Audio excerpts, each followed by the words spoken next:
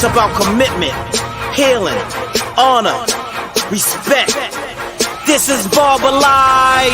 Cutting hair, I like it. Barbershop, I like it. Change your life, I like it. Conversate, I like it.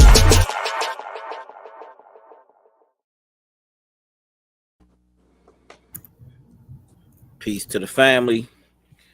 What's up? This is Jabari. Conscious Heads Barbershop. So we haven't been with y'all in the shop. We have been shooting in the shop, and we ain't been with y'all probably like about a month or so because I was trying to get somebody in to help with the sound quality. So I wanted to make sure that, you know, we were micing up people correctly. We got the microphones, we got a lot of the equipment, but I'm not a sound man. So, you know, I was doing the best that I could do and didn't like the way the sound quality was coming out. We knew we still had some challenges even with the video, but was willing to do that. But, you know, when I started to hear some of the audio and I thought sometimes that I was getting it down packed, and, you know, it was just a lot of stuff going on with the clipper frequency and the wireless microphones that we had. So, you know, when I started hearing some of the stuff, hearing it back, and I'm like, man, it was hard to do. So, you know, we putting a call out there still, you know, because we still want to have that experience of being right in the barbershop, because there ain't nothing like being in the barbershop, because, you know, it just kind of goes off there, and, you know, we in there working, we do have the clippers and all, but we do want y'all to get the barbershop experience. So on Mondays at 8:30, we're gonna be coming to you live and still talking about a lot of the topics and stuff that we normally talk about in the barbershop. So, you know, that's where we at. So glad that, you know, hopefully some people can join us today. I'm sure people will be watching this a little bit later on. And, you know, we're gonna have some special guests that's gonna come in, people that come into the barbershop. So right now we do have barbers that's from Conscious Heads Barbershop, some of the main people that's a part of that that great unit that we have on the top floor, when we talk about everything. People talk about, I mean, on the bottom level they talk about everything too, but on the top level, I know we do a lot more debating and a lot more going at it with each other. In fact, let me make my page live right quick, and the Instagram. Jump off the Instagram.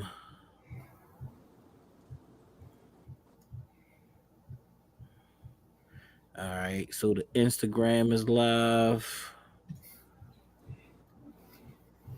And let me go to my page.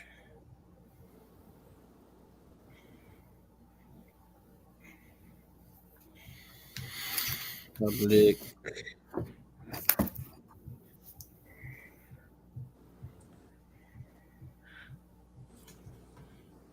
All right, cool. We got everything up and running now. All right, cool. So, and what we're gonna do is, in the comments for those that's gonna be joining us, we're gonna put the link. We're gonna put the link in there also, so that you can join us, and come on in the barbershop with us. So we're gonna put the link in there. Hold on, let me put that up for you.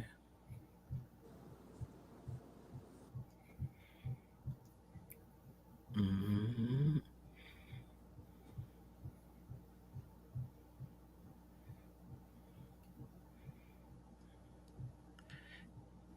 Yep, we'll put the link in the chat.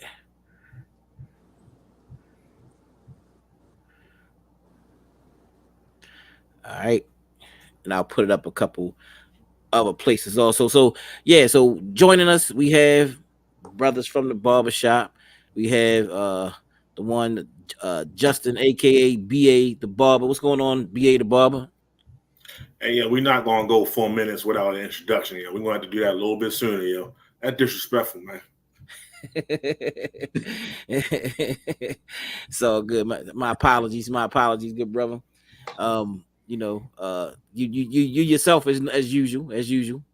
You're welcome. Yeah, you know what I mean? We got Ricardo in the building. What's going on, Ricardo? What's up, fellas? All right. And we just in here, you know, in the shop as usual. So Anything else y'all want to say before we set everything off, before we go into some stuff? Nothing I can think of right now. All right. So as we kick it off, I wanted to talk before we get into some things, some stuff that's real important. I know that y'all brothers have been doing 75 hard, and y'all been really doing it. Y'all been representing, you know what I'm saying, and I can see, y'all brothers transforming right in front of my face. Brothers losing weight, brothers getting cut up, brothers doing that thing or whatever, you know what I mean? So uh Ricardo, if you could start it off, you know what I mean, tell us about the 75 hard, you know what I mean, and share with the people your page and everything, that where you actually putting your progress in, because whether you know it or not, well, I guess you do know it, it is inspiring other people to want to take time out to get themselves straight and all, you know what I'm saying. And this just goes back to discipline with yourself, with your health, and also with even what we do for a living, you know what I mean. So break it down for us and let us know what's going on with that. Yeah, no doubt. First and foremost, a lot of people think 75 hard is a diet. It's not a diet. It's really not even like a fitness program. It's what they would call a mental toughness program. And it consists of some daily activities, two 45-minute workouts. One has to be outside. You got to follow a diet. Whatever diet that is, you got to follow it. There's no cheat meals. And you can't drink alcohol. You got to drink a gallon of water a day. You got to post a progress picture, and you got to read 10 pages of a self-help or personal development book. And and that's it. BA's got, you about 10, 11 days ahead of me. I'm on day 57. I think, what you on, 68? 68, yeah. That's pretty much what the breakdown of what it consists of. To me, it's more of like a reset. You giving yourself a reset, because you kind of like teaching yourself to do the hard things. Really just pushing yourself, honestly, to do some things that you normally wouldn't do on a daily, but it gives you a focus on like how to be more intentional with your time, your activities, because you got to get those activities done, and you can't miss not one of them. If you miss one of them, you got to start all over. So it's like I always say, it's like a 0 to 100 every day. You can't go 0 to 80. You can't go 0 to 99. You can't just do a couple of them and push through. Like, nah, you got to start all over, or you got to finish everything. So it's like you basically got to push what I call like a boulder up a hill every day. You got to get to the top of that hill, and then you start all over and you do it again. Okay. All right. BA, you want to say something about the 75 hard? Yeah, it's see, the losing weight is like a byproduct. Like Definitely. if you choose a decent diet, it really don't even matter what it is. Ramadan, people that did that was a diet, right? You chose to take something out, whatever the case may be. When you go through different religious things and stuff like that, it's right along with that kind of train of thought. It's just like whatever it is, it doesn't have to be a keto diet enough. It can be, but it's whatever. For me, I chose whatever my vice was. The thing that I kind of definitely got addicted to was a lot of sugary type drinks. A lot of energy drinks. Yeah. These brothers can definitely vouch. I would probably drink at least 3 to 4 energy drinks a day. And fall asleep. And still fall asleep. Thank you for that.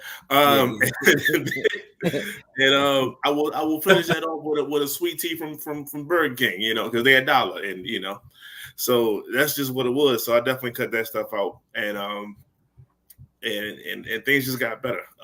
So if you cut something out, and then just do 2 workouts, and mind you, the workouts could be going to the gym every day. The workouts could be walking. You can do walking, 2 sets of walking, 45 minutes a piece. Whatever it is, you can do yoga, whatever. It's just challenging you to do something.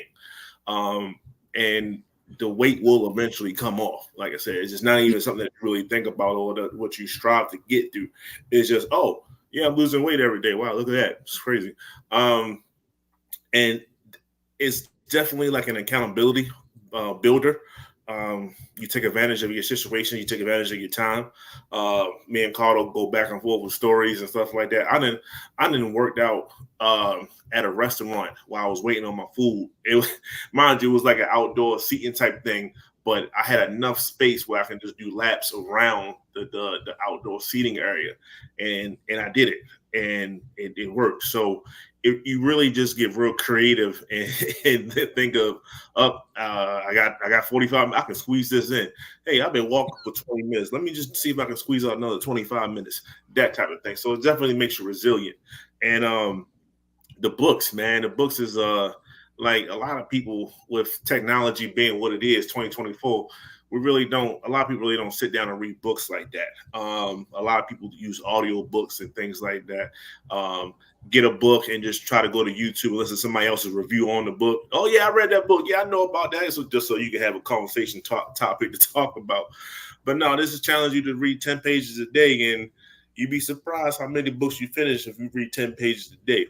And sometimes 10 or 20, it keeps going. So it's just a wonderful feeling to sit back after, for me, 67 days completed. So I got about a week to go. So it's a wonderful time. Wonderful time. So what you been reading, man? What kind of books you been reading? So the first book I read, I know that I am a huge procrastinator.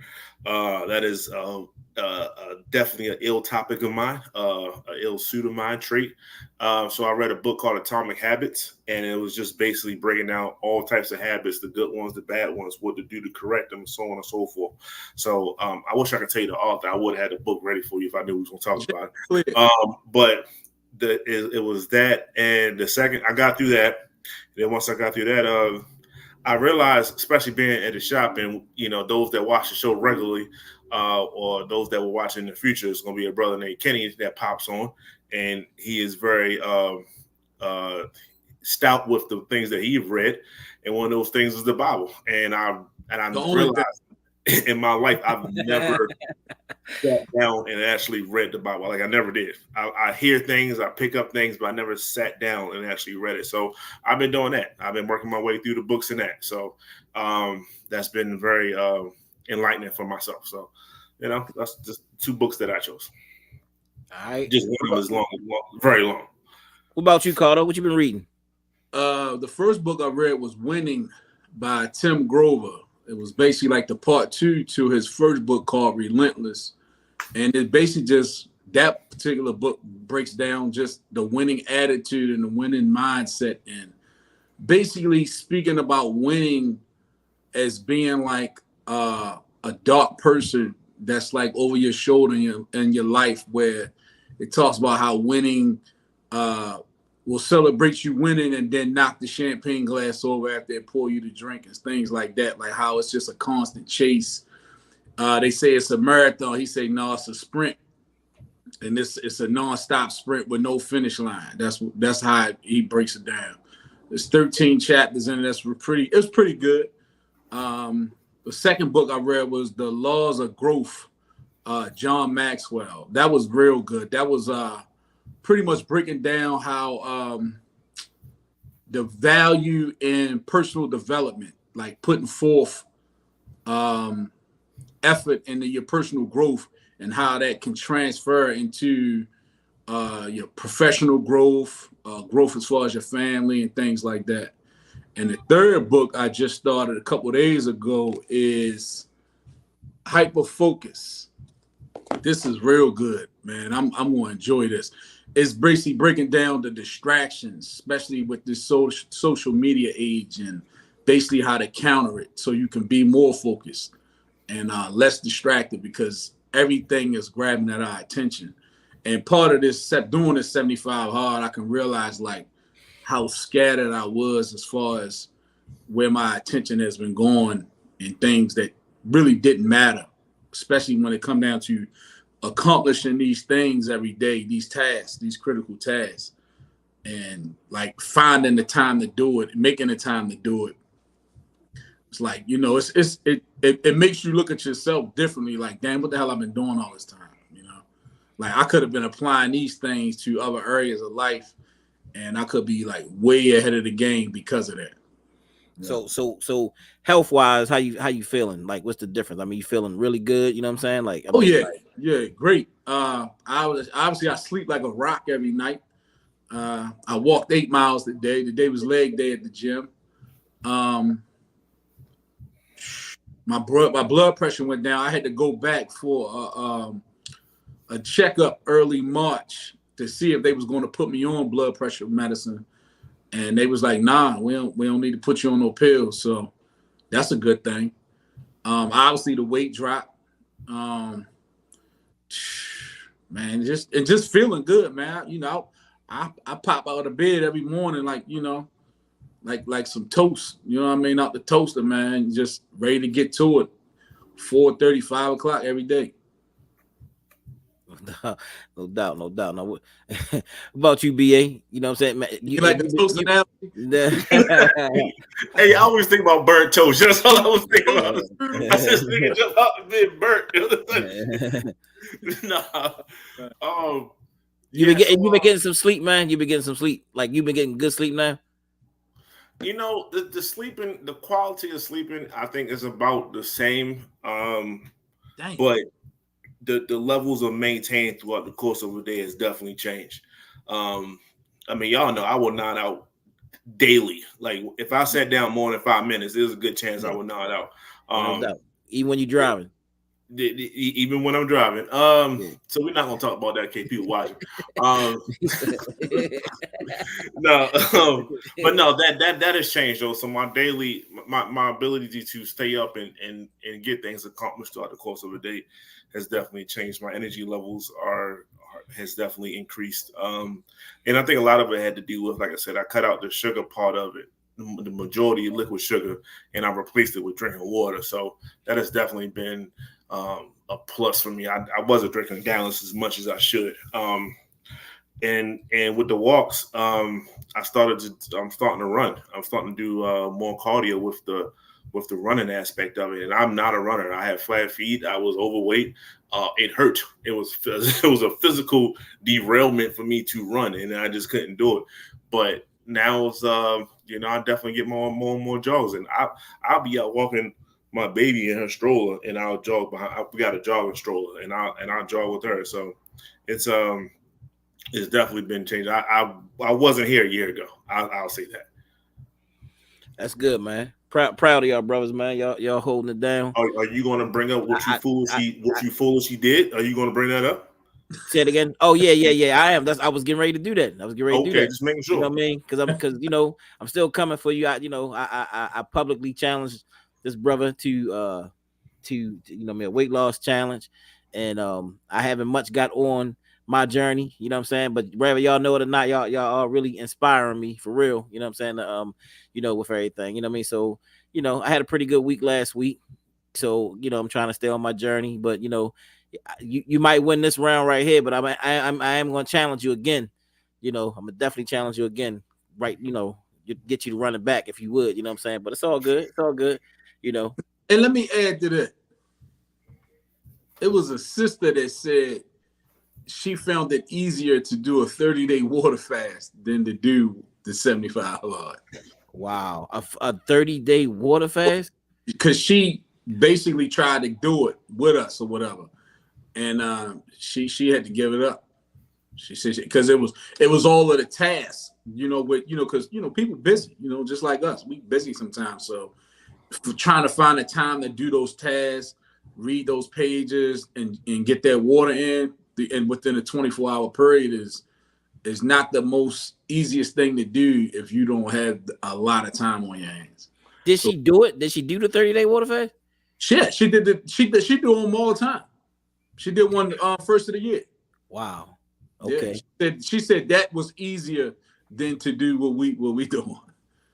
You heard her?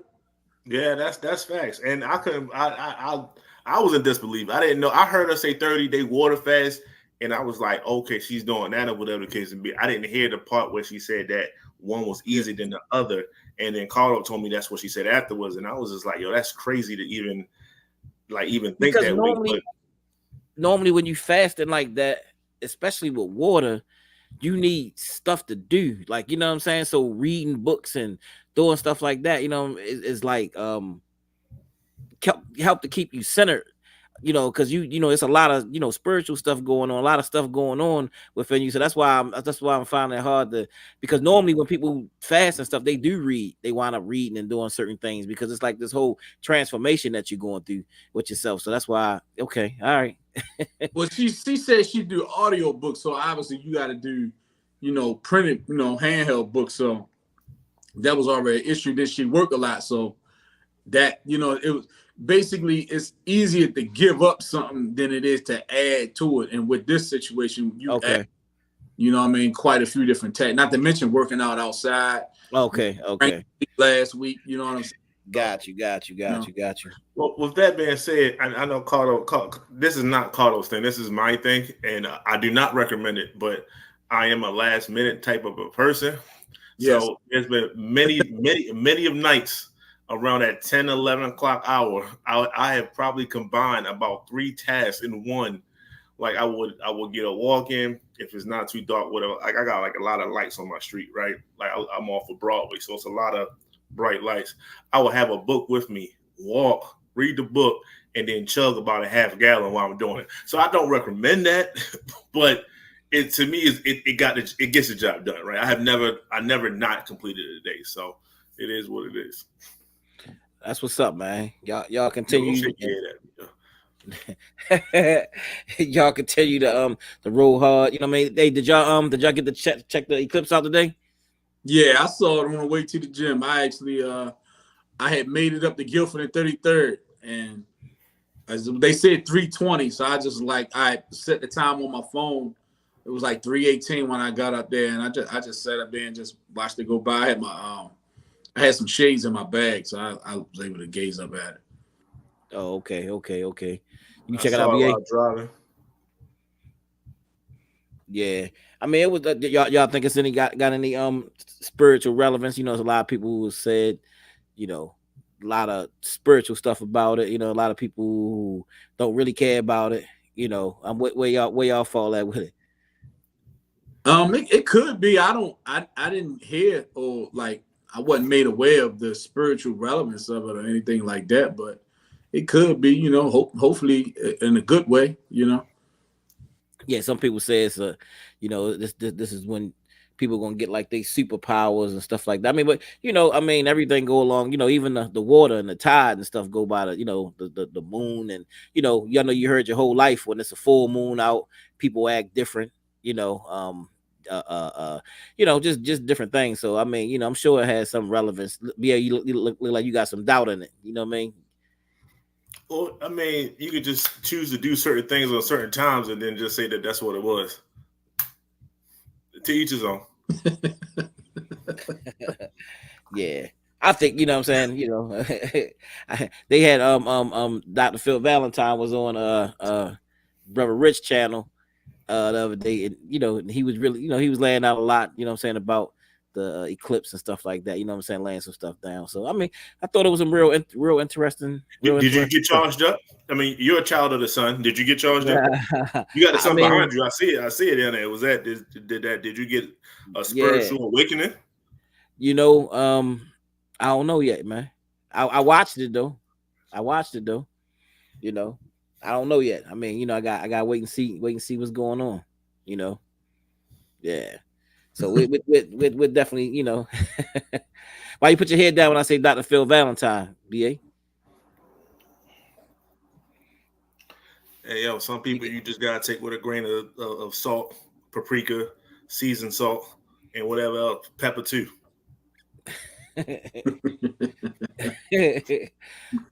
Okay. So you okay? Now I ain't gonna go there. I ain't gonna keep opening that up. But the other thing was we started off talking about, what I'm saying, and I ain't know nothing about it, was this game that they had, what I'm saying, with the girl. What's the girl name again? I don't even know her name. Everybody kept talking about this young Caucasian lady who was so good that she was like Steph Curry, and she was like one of the baddest things that ever hit the, the stage, and a lot of people was really vouching for her. You know what I'm saying? Like she was like the talk of the world, the talk of the community. I didn't even know, so it made me cut the game on yesterday. But I was rooting for the other team, who was 37-0. I was rooting for the other team, who had mostly black people on the team. So I was rooting for them. What's the team name? I don't even know what their name is, bro. Don't even know. Have no clue. You know what I'm saying? I told you I never watched this stuff, man. I just heard everybody. You know what I mean? Peer pressure. I got caught up in it. Don't know, but I was rooting for him though. Like I knew him forever. I'm like, yeah, let's go. Didn't know one player out there. Didn't know one player, but it was fun to watch though. No, all right, so basically the person that you're referring to is Caitlin Clark, and she is she's good. She's good. Great. She was great for the sport of college basketball. I'll say that. Because clearly you don't watch college basketball, especially on the women's side, and you even know about it. So she has this gravitational pull that brings you to the sport that a lot of women unfortunately just didn't have. She has that it factor.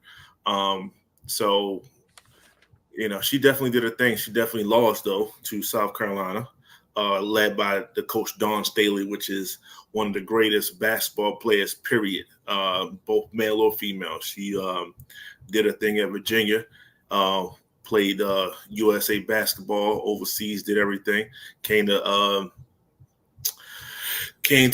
South Carolina, and now I think this is her third championship won in an undefeated season. So, and they locked her up. They locked Caitlin Clark. I mean, she still dropped 30, but they basically, did the thing. And honestly, the reason why the other black team that didn't win, LSU, the reason why they didn't win is because they had a white girl on, Haley Van Lith. She couldn't do nothing with the girl. So, definitely should have chose a sister to play some defense against her. It's like Larry Bird. Larry Bird thought it was disrespectful for you to put another white man on him.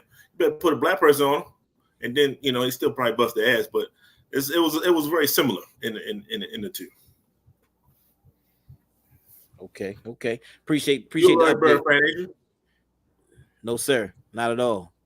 Not Larry Bird, or what's the guy, the Joker? I'm not a Joker fan. I'm not a Larry Bird fan. I'm not an Why is that, Eminem sir? fan. That's the whole. They seem to have one thing in common. Why is that? I'm not an Eminem fan.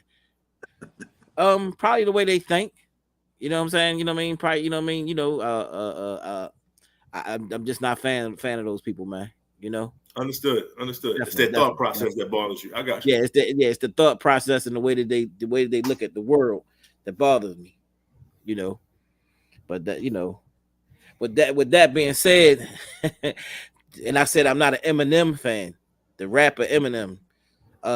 With that being said, to talk about the Kendrick and J. Cole situation, I think that very distasteful. You think it's very distasteful that he apologized? So I've been hearing a whole lot of. Go ahead. I'm sorry. How do you apologize for a response?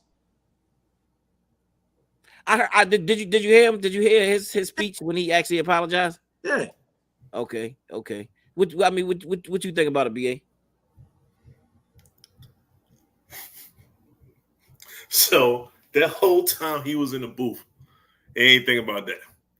The whole time it was in the production phase. After you put the tracks down, they gotta mix it in with the beat and all that other stuff. They gotta produce the track. That takes a couple days. That's not like an overnight thing. Didn't think about it. Okay, it hit the streets. Didn't say anything day one. Didn't see. Then you started to hear, man, Kendrick gave you like one or two lines, and you came up with a whole song, and it just don't hit the same. What is going on? It's not that good, is it? Oh, my bad, man. I was in another place, man. I want to apologize to Kendrick. I'm saying I was on my growth and all. Come on, J. Cole, man. I can see through that, bro. It didn't have the response that you wanted. So as a result, you want to take the positive brother role and say that that was beneath me. I apologize for that. I'm not buying it, bro. Not buying it. Damn. So do you think Kendrick is going to just ain't gonna say nothing about it, or do you think that he gonna fire back? Like, you know what I mean? Like, come on, man. You know what I mean? Like, what you think is gonna happen? He can do whatever he want now. He can do whatever he want. If he says nothing, he already won. If he says something, as long as it's not whack, like Jay-Z's response at the ether, like as long as it's not whack, then he's good. He's good. He's in the driver's seat. He can throw shots at Drake if he want to. I mean, nobody cares about Drake, really. I mean, Drake ain't saying neither one of those guys, man. And y'all know it. Anybody listening know that Drake is not saying Kendrick and he ain't saying Cole. We both know that. But I heard, but I mean, I was listening to Cole, man. I mean, he said that, he got all pumped up. People was pumping him up and everything. He went in the booth and he responded. And he said, when like he started to hear the internet talking, he just wasn't really feeling the whole thing, and he felt like he had overstepped himself, and he just and he apologized. I mean, no, I don't know. I mean, in some way, ain't that showing some respect? And no, the dude took a jab at you first. If you decide to throw a 3-piece back, then that's what it is. My opinion, I think it didn't hit like that, like BA said, but I also got another theory to that, and that's, I think maybe he might have got a taste of what Kendrick's response was going to be. He might have even heard it before it got released, and then somebody might have tapped him on the shoulder and like, yo, you sure you want to do this? Because he about to come with this, and he probably went on and just bowed out gracefully. But if you notice, he said on that little speech, he was like, you could take your best shot at me, I'm gonna just take it on the chin, right? So that's basically like his way of saying, I don't want no smoke. So even if Kendrick go at him, it's gonna look like he being a bully at this point. And then, that's why I don't think Kendrick gonna respond. He not gonna respond. I think I think Cole hurried up and took the high road, but he should have just stood on business, as the young kids say. He should have just stood on it. Dude took a jab at you. You took a jab back or 3-piece back or whatever you want to call it. It didn't hit like that. And, then you got to sit on it. I mean, I hate, yeah, cold world. Definite. I mean, I kind of feel what the brother's saying though, man. I mean, I'm serious. I mean, I kind of feel he said something. It ain't sit right with him. Once he started to hear people, I guess, coming like talking about the beef and talking about this and that. You know what I mean? I don't think he was just feeling it. It wasn't a beef. It really wasn't. It really wasn't a beef. It really wasn't a beef. Talking about each other, girls or nothing like that. They was just being competitive for the sport of hip hop. And I thought what it was and where it should have stayed. I don't really think either party was out of pocket with nothing that they said. They was just challenging each other to bring their A game. They could have kept going as long as they kept it on that. That's why I said J. Cole looked crazy trying to double back and apologize, man. Like, damn, dude. But BA could be right. I mean, it could be right. He didn't get the response that he wanted. That he wanted. I mean, what was the street saying? I mean, was the street saying like the people post when they don't get no likes? he ain't go viral the way he wanted to go viral with the whole joint. People talking about it, man. I mean, that makes sense. I mean, that could be the case. That could be the case. Either way, I think Kendrick probably will respond. Now, if he do, like you said, he can eat him alive now. You know what I'm saying? He gonna come off like a bully though. Huh? He gonna come off like a bully though. You don't beat on nobody that's basically submitting to you. 50 made a career out of it. Yeah, 50, that's not Kendrick's style though. 50 will finish him. They'll probably come out with a song together though. They probably gonna come out with a song together. I would like to see that. Yeah. That's probably what's gonna happen. You know what I'm saying? And probably go bar for bar. You know what I mean? That's probably what they'll do. I don't know. I mean, that's seemingly what's gonna happen. Seemingly what's gonna happen. So anything else about that topic? Did anybody find out anything else on that? Nah, no. Hold up. Ashanti or Alicia Keys? Who was more beautiful?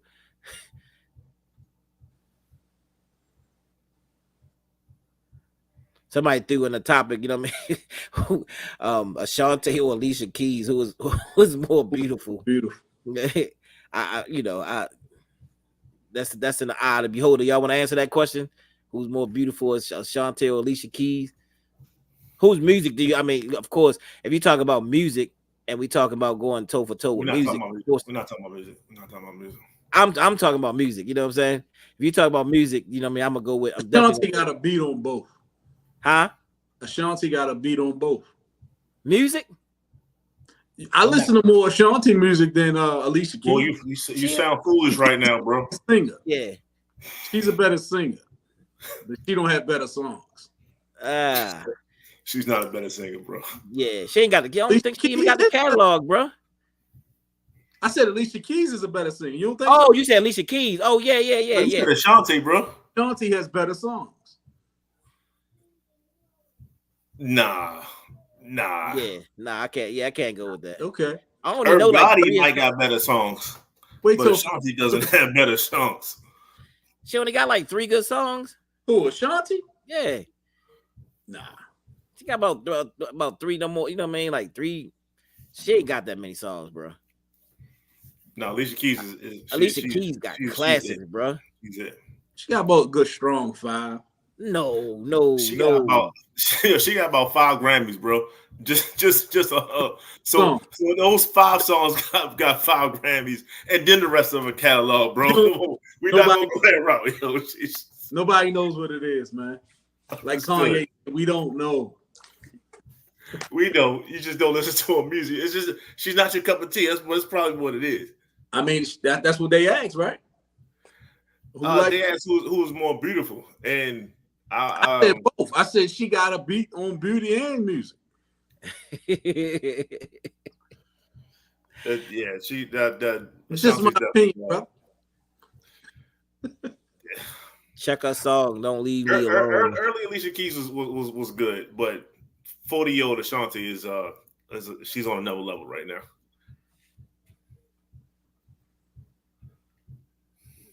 Man,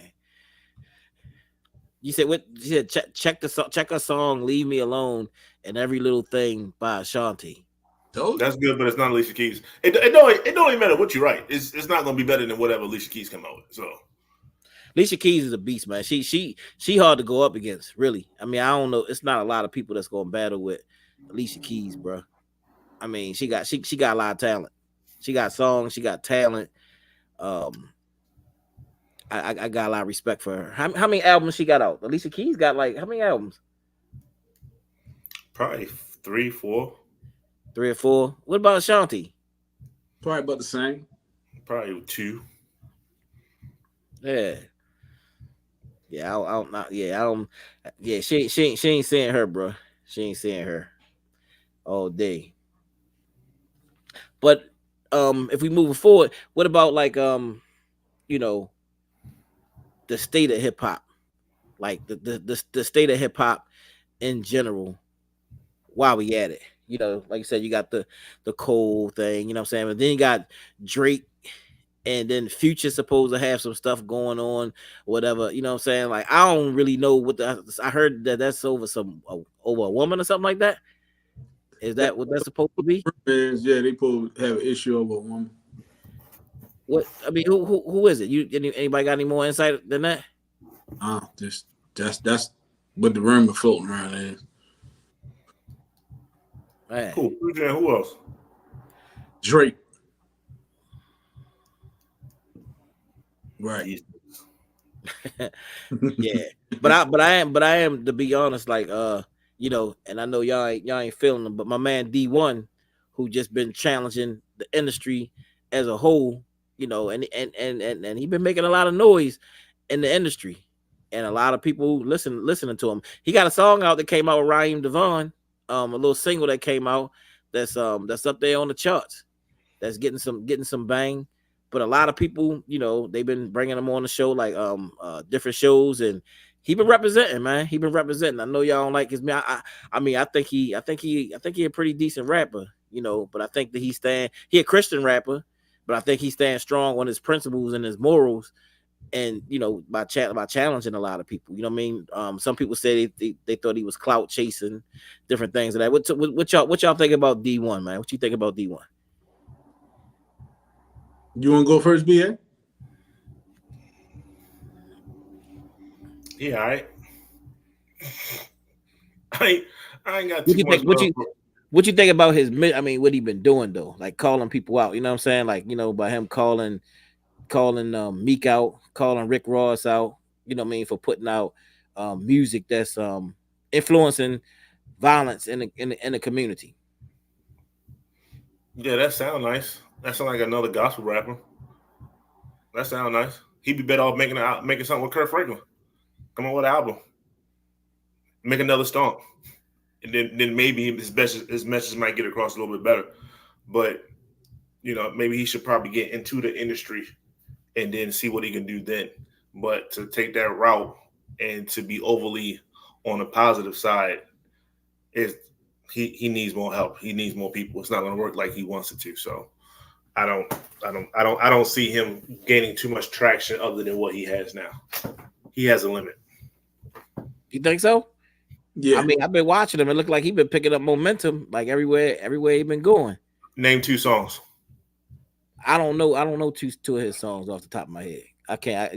I can't. You know what I mean? I can't really name 2 songs to anybody like off the top of my head. You know what I mean? I do listen to some of his music. I mean, I don't listen to his stuff all the time, but I do listen to. He do got a pretty good sound though. He got pretty good sound. The local dude from that performs on karaoke might have a good sound. you listen to him, you can't name 2 tracks, yo. I can't name 3 tracks for a lot of people, man. But I will say the brother, you know what I mean? I'm talking about the brother and his mission and what he's standing up for. You know what I'm saying? I don't know what the first joint that he had out. He put a joint out like when he first came out, and it was about Jay-Z, Lil Wayne, Jay-Z and Lil Wayne, and there was somebody else that he was talking about on that joint too. 50 Cent. It was quite a few people. Yeah, it was. Oh, and 50 Cent. Yeah, and 50. Yeah, and 50. You know what I mean? That he was talking about. So he came out hard. And that joint, that song was hard.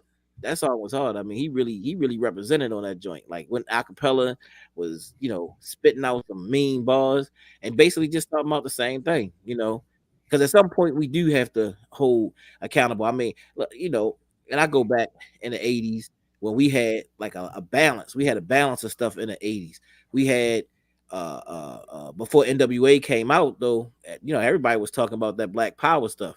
And I think they had to switch things up. And by the time NWA came out, well, before NWA came out, though, they did have some loot.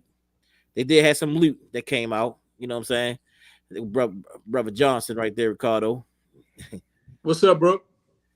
Appreciate what's going on, brother. Thanks for the donation. Appreciate you.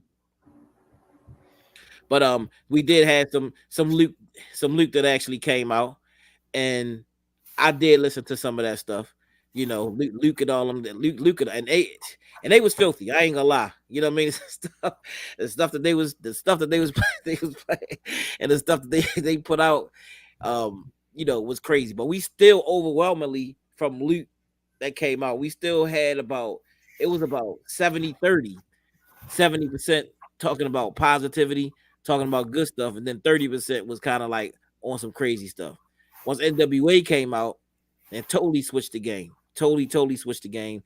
And people say it don't influence you, but at that point, I was one of those people that was running around talking about, bees ain't shit and all of that, all of that kind of stuff. You know what I'm saying? Because NWA and all those Snoop Dogg and all those people, they totally changed the game. They changed the way that we thought about women. Before that, it was Queens. You had Queen Latifah. You had all those people, but when NWA and them and other people came out, and I would say like by the 90s, it just started being overwhelmed, and they started taking off. After I think Arrested Development came on. Arrested Development was like the last conscious group that they let come on the airwaves, and I think after they came on, after they left, you ain't seen another conscious too much. People coming across the airwaves. So when you was listening to that, and when you was like, bees ain't shit and stuff like that, why didn't you look forward to a solar eclipse so you can channel your kundalini so you could be a better person Man, overall? I wasn't thinking about no daggone solar eclipse. Only solar eclipse I was thinking about, you know what I'm saying, was trying to get with them women, you know what I'm saying, and trying to be on that. I was on trying to be on that frequency, you know. Understood. Yeah, you know what I'm saying. Man, brother John said that the 90s and early 2000s was a decade of beating big legal cases in hip hop. Yeah, once y'all let Luke through, you know, that So pretty much opened the gates. so you're a little younger than me, bro. You know what I mean? You well, I'm a lot younger than you, but go you're ahead. not a lot younger than me, man. You lumped in the class right now. You know what I mean? You're not a lot younger You're than me, bro. you're old here, bro. It's You know what I okay. mean? I will be 49. I will be 49 coming up in a couple weeks. You're 50, but go ahead. How old are you, bro? I am a young 37. He said, man, I thought you was younger than that. You 37? Yes. Oh man, shit. You right there with us, man. Come on, bro. You right there with us, man. Come No, on, bro. you're 50. You right there with us, man. Look, so You have a whole who decade plus, but go ahead. who some of your who do you listen to right now? Because I gotta put this in perspective. Who you listen to right now? Right now, Yeah, like who you banging right now? You know what I'm saying? Like you listen to when you get in the car. Who you listening to? Like who some of your favorite people? I don't listen to music when I get in the car anymore. You need to listen to something so you won't fall asleep, bro. I don't fall asleep anymore. But no, I don't. I don't because I mean, it goes to what you were trying to say earlier. Like the state of hip hop isn't what it used to be, right? So the newer acts, I'm just not. At least what mainstream is trying to push us, I'm just I'm lost. I'm not there. So I guess I'm being the old guy on the block. Like it's just it doesn't. I mean, when you used to rappers giving you at least three verses, right? And now they give you two verses and a hook, and it's like, oh, that's the song. It's just not me anymore. So I really don't listen to anything that's like out now. I'm stuck in the early 2000s. I haven't gotten past that. So that's to me that was my heyday. That was my coming of age time. Like you said, by you being 50, that puts the 80s for you when you was coming of age. So to 2000s, because we're like a decade plus apart, it will be the same for me. So the 50s, J's, X, all like I you can't compare music to that, So I choose not to. So you listen to nothing? I mean, I'd I know rather what you said. Hold on, let's be honest. Let's be real clear. You know what I'm saying? Because I know you listen to a lot of Whitney Houston, a lot of slow music, and I think you were saying something about the Backstreet Boys. Who? Yeah. I mean, let's be honest, man. You know what I'm saying? Like, so when you listen, are you listening to just like slow? I mean, it's cool, bro. I mean, you don't seem like the type to listen to a lot of slow music and stuff like that. You know what Yeah, I I'm saying? don't listen to Copacabana or nothing like that. But at the same time, um, I, Oh, I come on. did, Oh, you, at, oh, you at, really what? You want to go at the there, bro? same time, no, I listen to podcasts and things like that. So that's what I'm into: podcasts, uh, uh, documentaries, and things like that. True crime. I'd rather listen to something that I can actually get benefit of. Music doesn't benefit me anymore. Okay. Okay. I mean, music is the window to the soul. You know what I mean? But I guess if to each his own, you know what I mean? Because I get a lot of inspiration from music all day, every day. But I don't like how you try to take a shot at me with the Barry Manilow thing. You know what I'm What you saying? want me to? You want me to J Cole? You want me to apologize? I don't like how you so what he talking about, family, you know what I'm saying? Like I'm real partial to Eminem the rapper, you know what I'm saying? Like I gives him no love in the shop, you know what I'm saying? He can rap, you know what I'm saying? But to me, he's good for a Caucasian, you know what I'm saying? He's good for, the skin that he's in. he's good for that. You know what I'm saying? But and that's about it. You know, I mean, I got 50 other rappers, 50 other rappers, 40. I'm sorry, 49 other rappers in front of Eminem.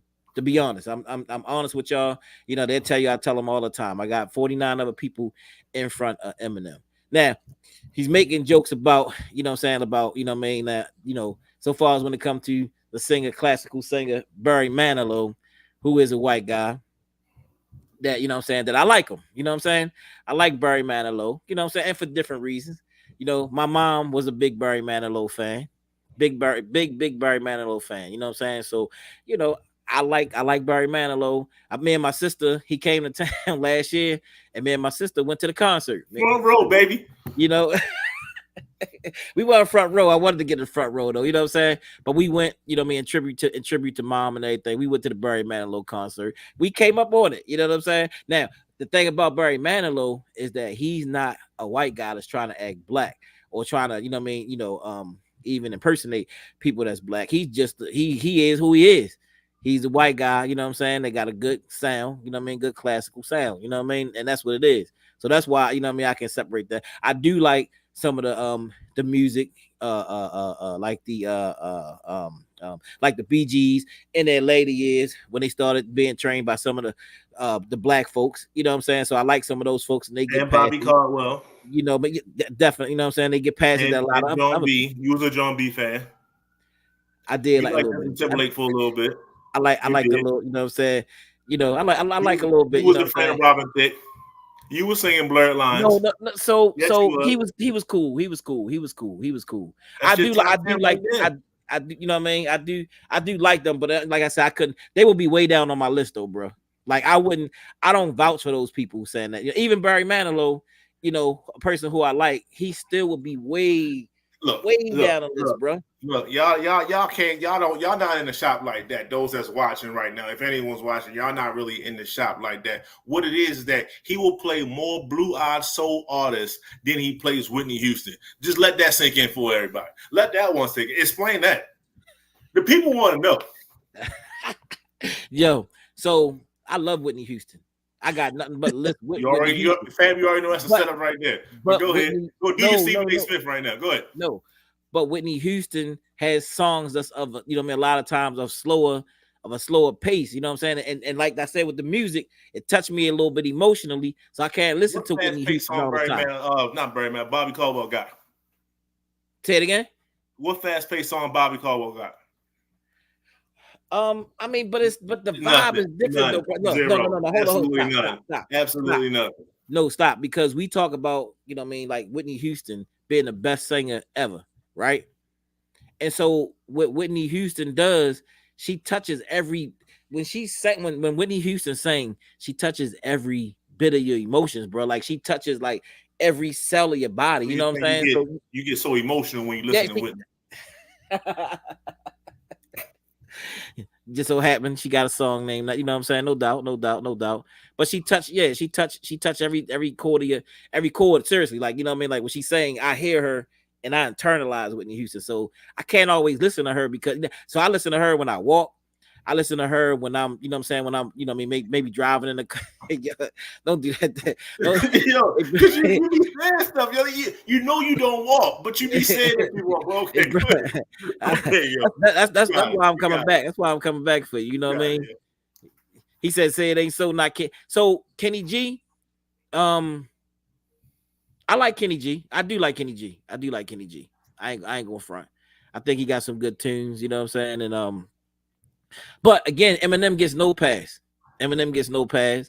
You know what I'm saying? A lot of these people get passes, but Eminem, he gets no pass. You know, so you know, I told you I got 49 rappers over top of Eminem, and that's just what it is. So anybody want to talk about that? We talk about this all the time.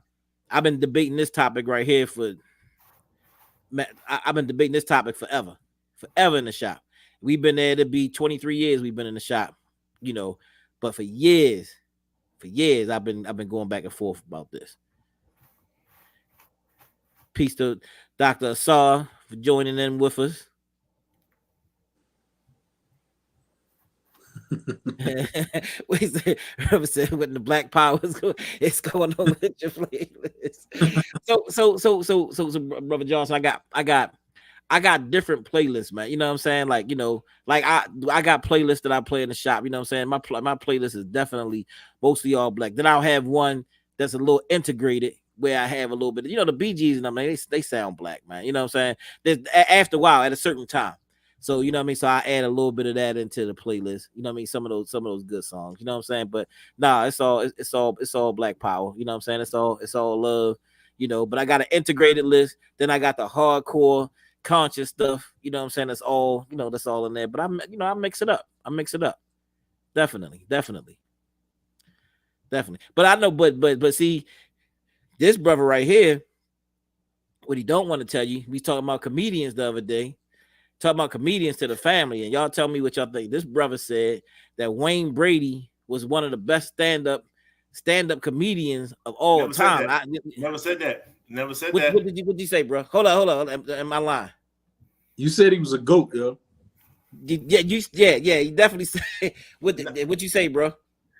I said if there's a top 5 when it comes to different lanes of comedy, he'll be number 1 because he represents the improv part of comedy. And then other people brought up like radio hosts and things like that. That is a form of improv. It's not. It definitely is. Like to take someone's call or whatever the case may be and make it funny right on the spot. That is a form of improv. But Wayne Brady does it to a whole nother level because he can come off the top of his head with different sayings, different words, different wordplay. He can rap certain songs off the top of the head. He can sing different songs off the top of the head. Like he's a true entertainer, all from improv. You have to give someone respect when they have done it consistently. You just don't watch what he does, where he shows it on a regular basis. It is what it is. So, but you said you did say GOAT. There's multiple lanes. Improv, if you have multiple lanes in any type of genre, then the best person in that lane should have that due respect. Just like I said, I brought it to rapping. You got people that can write good songs. You got people that can just perform well. You got people that can freestyle. Well, guess what? Freestyling is the improv of comedy. It's the same thing. It is something to come off the top of your head and just spit something out, and then people be like, "Yo, how'd you come up with that?" So it is what it is. It's not too many people that's better when it comes to straight improv than Wayne Brady. It is what it is. See, people know. People that know. You got people co-signing you, bro. And you know what I'm saying? And seriously, man, you know what I'm saying? It's ridiculous, bro. It's not. See, what you going through? See, you rather listen to Bobby Caldwell than big up another black brother in the field of comedy. That's sad, yo. You was probably some white comedian fan. You was probably one of their fans too. You was a George Carlin fan. You told me a while ago you was a huge George Carlin fan. That's what you said. I don't even know who that is, man. You do know who George Carlin is. Yo, stop. I don't. You disrespectful. No. I mean, I don't have. I don't have any favorite white comedians though. I don't. I'm be honest with you. Brother John said the funniest thing he seen Brady do is Dave Chappelle's show. That is the funniest thing I seen him do. You ain't seen him do nothing else. Exactly. I see what you did there. What else, bro? That was his chance. I think Carter was saying something. He did kill that guest spot, but like I said, the thing he does on a regular basis, he's very entertaining. It is what it is. Just Google. Nah, man. Then they can't. Nah. Well, you got Eddie Murphy at.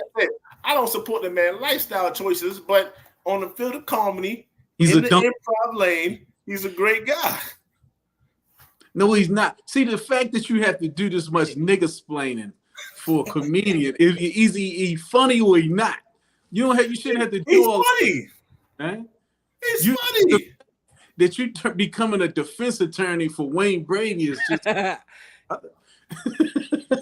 yo. Because he tried to corner me and put my back against the wall, but I can react. That's all I'm saying. Yeah. The boy is good. That boy good. Yeah, man. Look. See, y'all so Negro minded, right? You got y'all on one lane, man. Comedy is a wide spectrum. You gotta open your palette up, man. Y'all niggas still using the 8-box crayon, man. Y'all got at least bump up to 32. He the black jelly bean, yo. Don't nobody want him, yo. Yo, this boy My crazy. man, black licorice now, yo. God damn. Don't nobody want the black jelly bean, man. God damn. So, hey, where you got? Hold up, where you got Eddie Murphy at? Eddie? Yeah. I mean, so in your top 5, Wayne Brady is in your top 5. Yes, because I have to represent the improv as a comedy. Yes. Wow, man. Because it's there. Who else on your list? I'm just. Eddie will be probably overall. Okay. Martin, sitcom. That's 3 right there. True. Say it again. That You So Crazy stand up was the truth. It was, but I think Eddie did it better. True. I mean, he paid homage to Eddie in it, I think. Probably why he wore all leather. Yeah. That's what somebody say. Yeah, I got 3. People want to put Dave Chappelle up there so bad. I don't like I ain't gonna lie, yo. That shit that Corey Holcomb said, that nigga was right, man. Like this last couple of days, Chappelle joints, it just you gotta be consistently great. You know what I'm saying? And if you dip too low, it's like it's tough sometimes. You know what I'm saying? But okay, crackhead Dave Chappelle is up on my list. Sober Dave Chappelle, that all he does is drink. He's not high on my list. Those that know the difference between the two. Yeah. You said Chappelle now, all he do is drink? Yeah, he's definitely a drinker, but he's not funny now. You know, once he got off the heavier drugs, he lost some of his edge to me. Yeah. Yeah, I that last stand-up he did, that last one he did on it wasn't funny to me.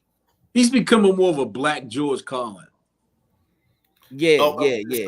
No. You said earlier you didn't even know who the hell George Carlin was. No. Now you saying, yeah. I know you. I'm talking about Jabari. No, I'm not. Now you're like, yeah, he is the black George Carlin. Well, how you know he's the black George Carlin if you don't know George Carlin? I was just speaking to, you know what I'm saying, what Carter was saying when he was shaking his head. I was agreeing with what he was saying. That's all. You got to understand the reference. He referenced a comedian. You have to know why he referenced it. And you said it again with no hesitation. So that means you lied. You lied on camera. And if people saw it, you are a liar and the truth is not in you. That's what it is. Continue. I did act like I knew, you know what I'm saying, when Carter actually said it, you know what I'm saying? Because, you know what I mean, I knew he was making a point and I knew where he was going at and what he was saying. You don't know what the point he was making if you don't understand the reference. What did this guy play in any movies? This white guy? You talking about? You seen his stand-up, just if nothing else, probably in reels and stuff. He got like a lot. That's the guy. He got a beard, white beard, bald head, real conspiracy type. Yeah, I seen him. You heard him. You heard him before. I seen him before, man. Seen him. Niggas watching stuff in the 70s. He was there. Yeah.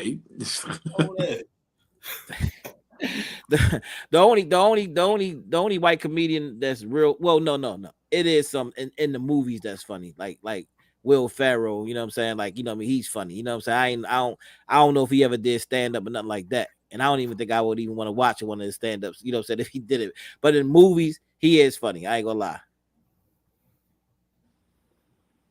So would you say? So Ricardo was saying Martin as compared to, you know what I'm saying? So who was funnier in stand up?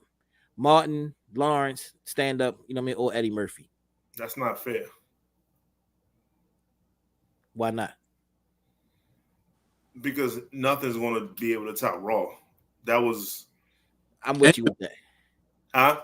And Delirious.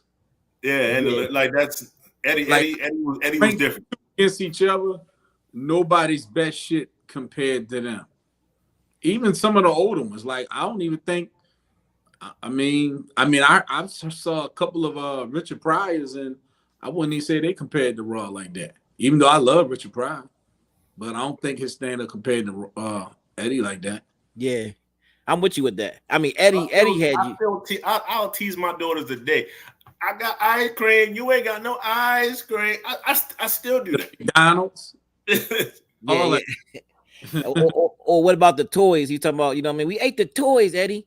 We didn't have food back in the day. We ate He said his mother gave him a birthday cake.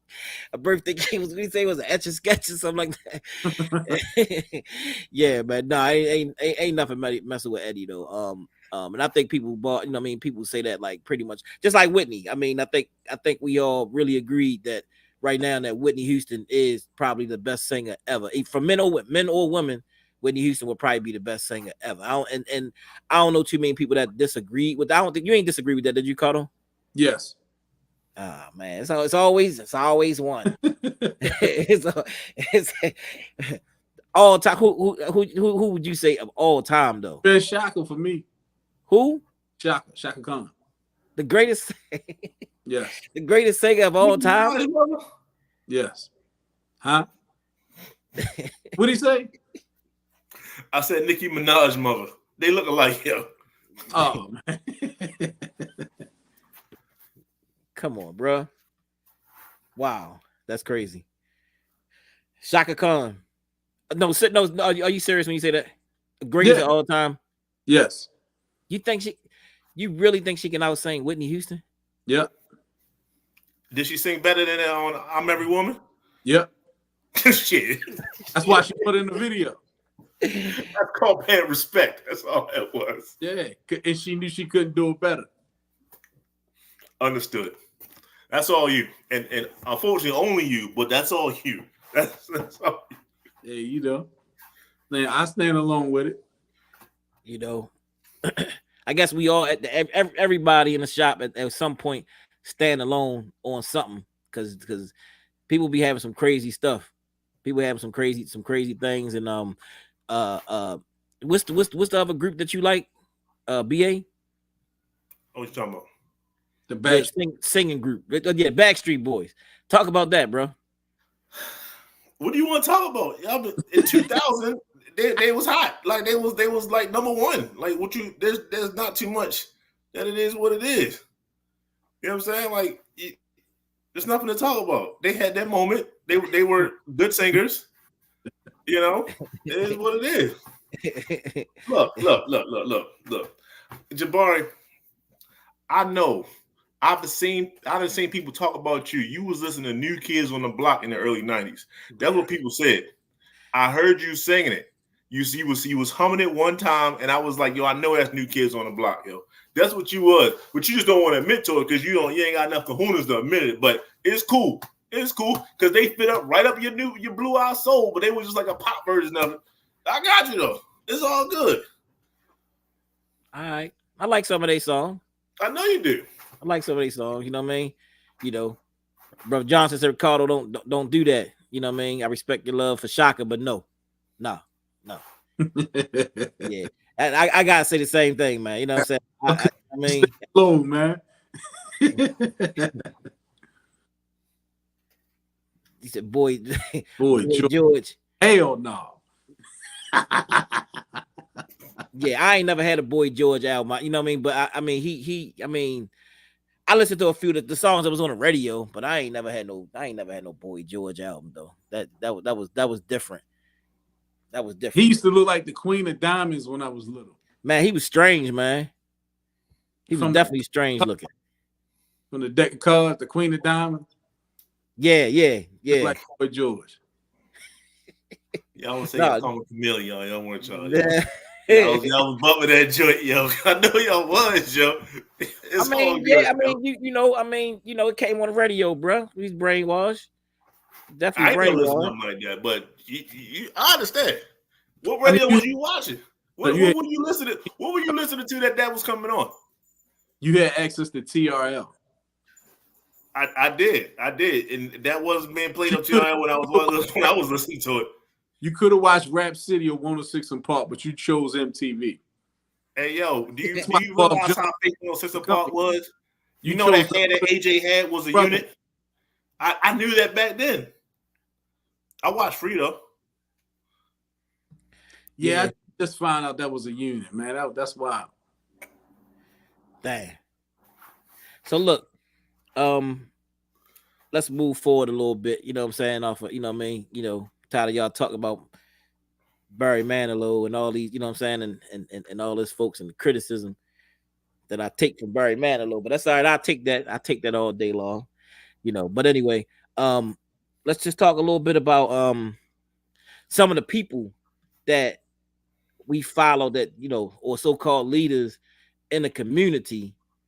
Could be a touchy topic because, you know what I'm saying, I know a lot of people don't want to talk about a lot of the stuff, you know what I'm saying, that we bring up here, but we talk about this all the time in the barbershop.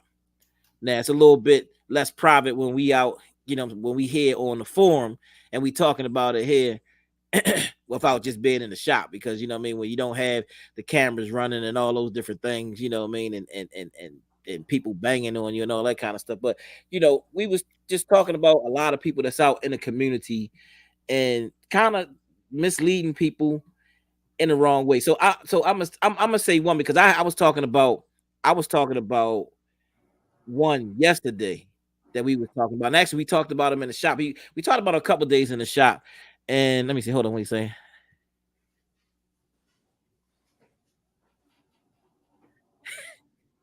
Dean Martin his playlist. No, I was just look what Brother Johnson had said there. Oh, rat pack ass Negro. Hold up, brother Johnson. Who you got number? Who you got number one? Who's the number one singer all time, Brother Johnson? Who you got? And Dr. Asar, who's your number one singer all time? Before I push forward, because y'all commenting still. I'm waiting to hear from y'all. But anyway, Charleston White. Let's talk about Charleston White. And I was having a conversation about him because I was talking about how he would sometimes make a great point. Like, I mean, I've heard him, man, and I'm like, damn, he nailed it. Like, you know what I mean? Talking about hip hop, talking about the community and things of that nature, you know what I mean? But then you'll hear him on the other hand turn around and talk about F this person, you know what I'm saying? Get up on the stage, he fighting on the stage, you know, he doing certain things, you know what I'm saying?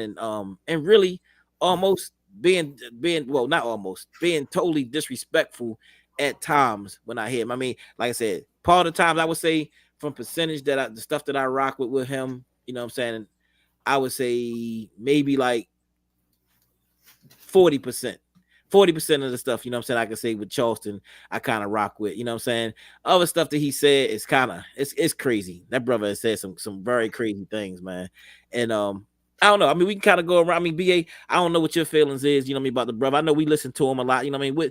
What do you think, like, about Charleston White? Do you think that he's a benefit for our people, or do you think that he's destructive in the community?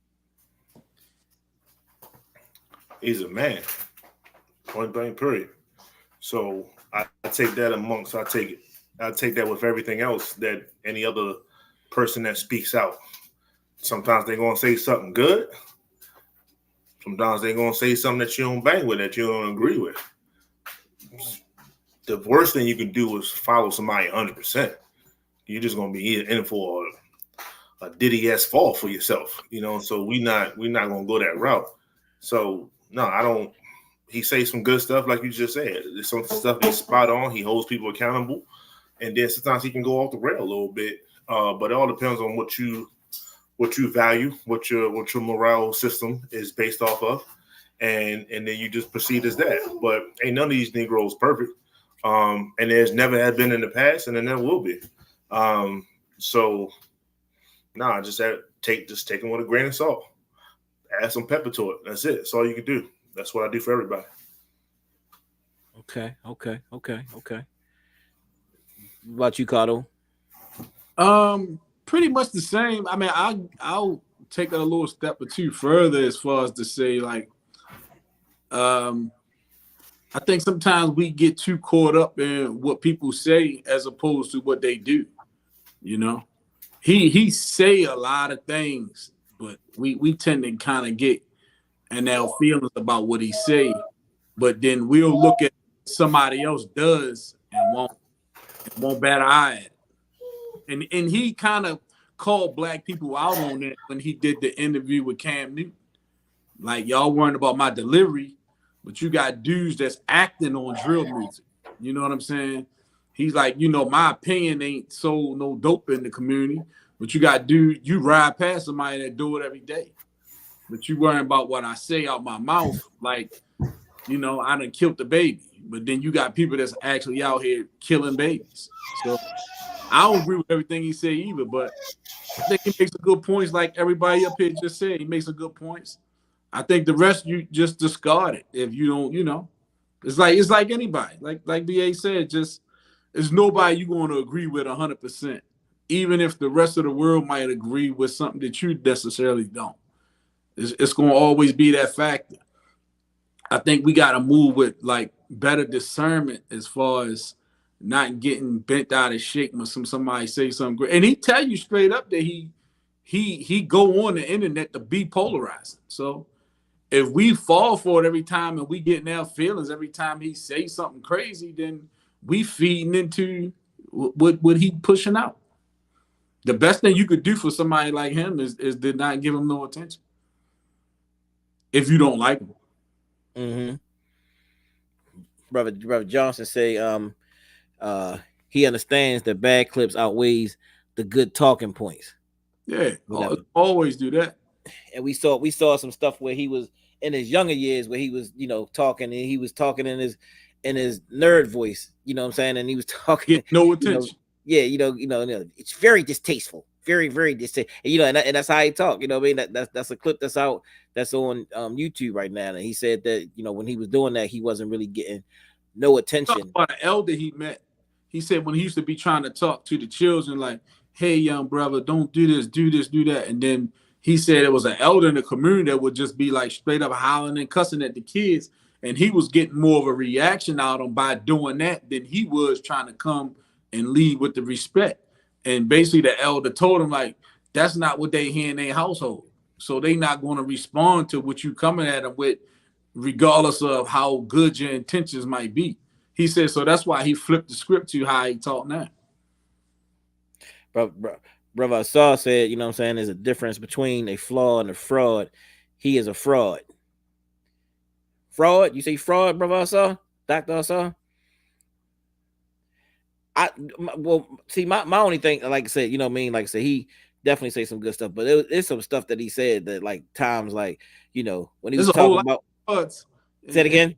I said it's definitely a whole lot of frauds. Oh no, it's a lot of frauds. It's definitely a lot of frauds. You know what I mean? We just, we having to talk about this. You want to say they for he one of them then? Oh, you said yeah. How's he? He's not a fraud though. That's the thing I don't understand. Like, a fraud is based off of deception, right? So he doesn't really lie like that. He tells you, like, yo, I'm not that guy. I'll call people out.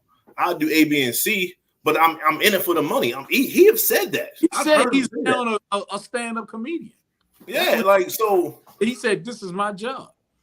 This is what I'm going around doing. He said, I am an entertainer. So he's no different from anybody else we watching that we look at for entertainment value. He just might add more truth to what he say than some of the other entertainers. When a person says that, then it's like, all right, I can't say that you didn't say it. Hold on, let me see if I can get here. I'm gonna put this link here, y'all. You know what I mean? If one of y'all want to join in, Dr. Saw or Brother Johnson, if y'all want to come on in here, you know what I'm saying? You know what I mean? Because I know, you know what I mean, that's either. But I'm gonna say this though about the brother. I'm gonna say that he said some stuff that I mean, okay, he can say he an entertainer or a comedian. But when he was talking about some little, you know what I mean, talking about somebody's daughter, and he's talking about their baby, you know what I'm saying? Like, you know what I mean? And the baby, you can suck on them and all this kind of stuff, like a pacifier, and then like imagine your little bit like that right there is crossing the line. You know what I'm saying? When you start talking about like little babies and you start talking about people's children, you know what I'm saying? Even what I think that he did to the brother, what's the brother name? Wallow? Gilly. Gilly. Yeah, you know what I'm saying? Even him, you know what I'm saying what he said, you know what I mean, about his son. Like, yeah, I could still call my son, you know what I'm saying? I think it was, you know what I mean, it's cold hearted. You know, and I think, and what did you say that Gilly said to him? I mean, what did he say to him specifically? Well, he inboxed him threatening him bodily harm. Like, why? I mean, I mean, before about what? About his opinions. This was before his son was even killed. Mm-hmm. So he didn't like his opinion to the point where he decided to get in his inbox and tell him that he was going to cause him bodily harm. Mm-hmm. So, I mean, that goes back to what we always say. You can't tell somebody else how to react when you make the first offense.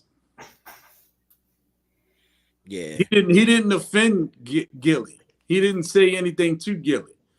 Gilly offended him. He was on the offensive. He came to him first in his inbox calls and talking about, when I see you, what I'm going to do to you.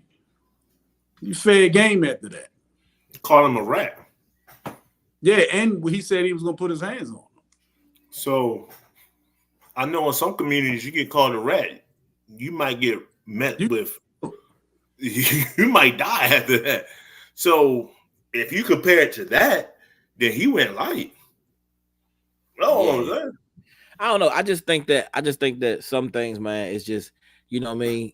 I mean, I understand, comedian or not, you know what I mean? Because there's still a lot of comedians that still got respect for people, you know what I'm saying, and their losses and stuff like that. You know what I'm saying? I just think some of that stuff is just like way crossing the line.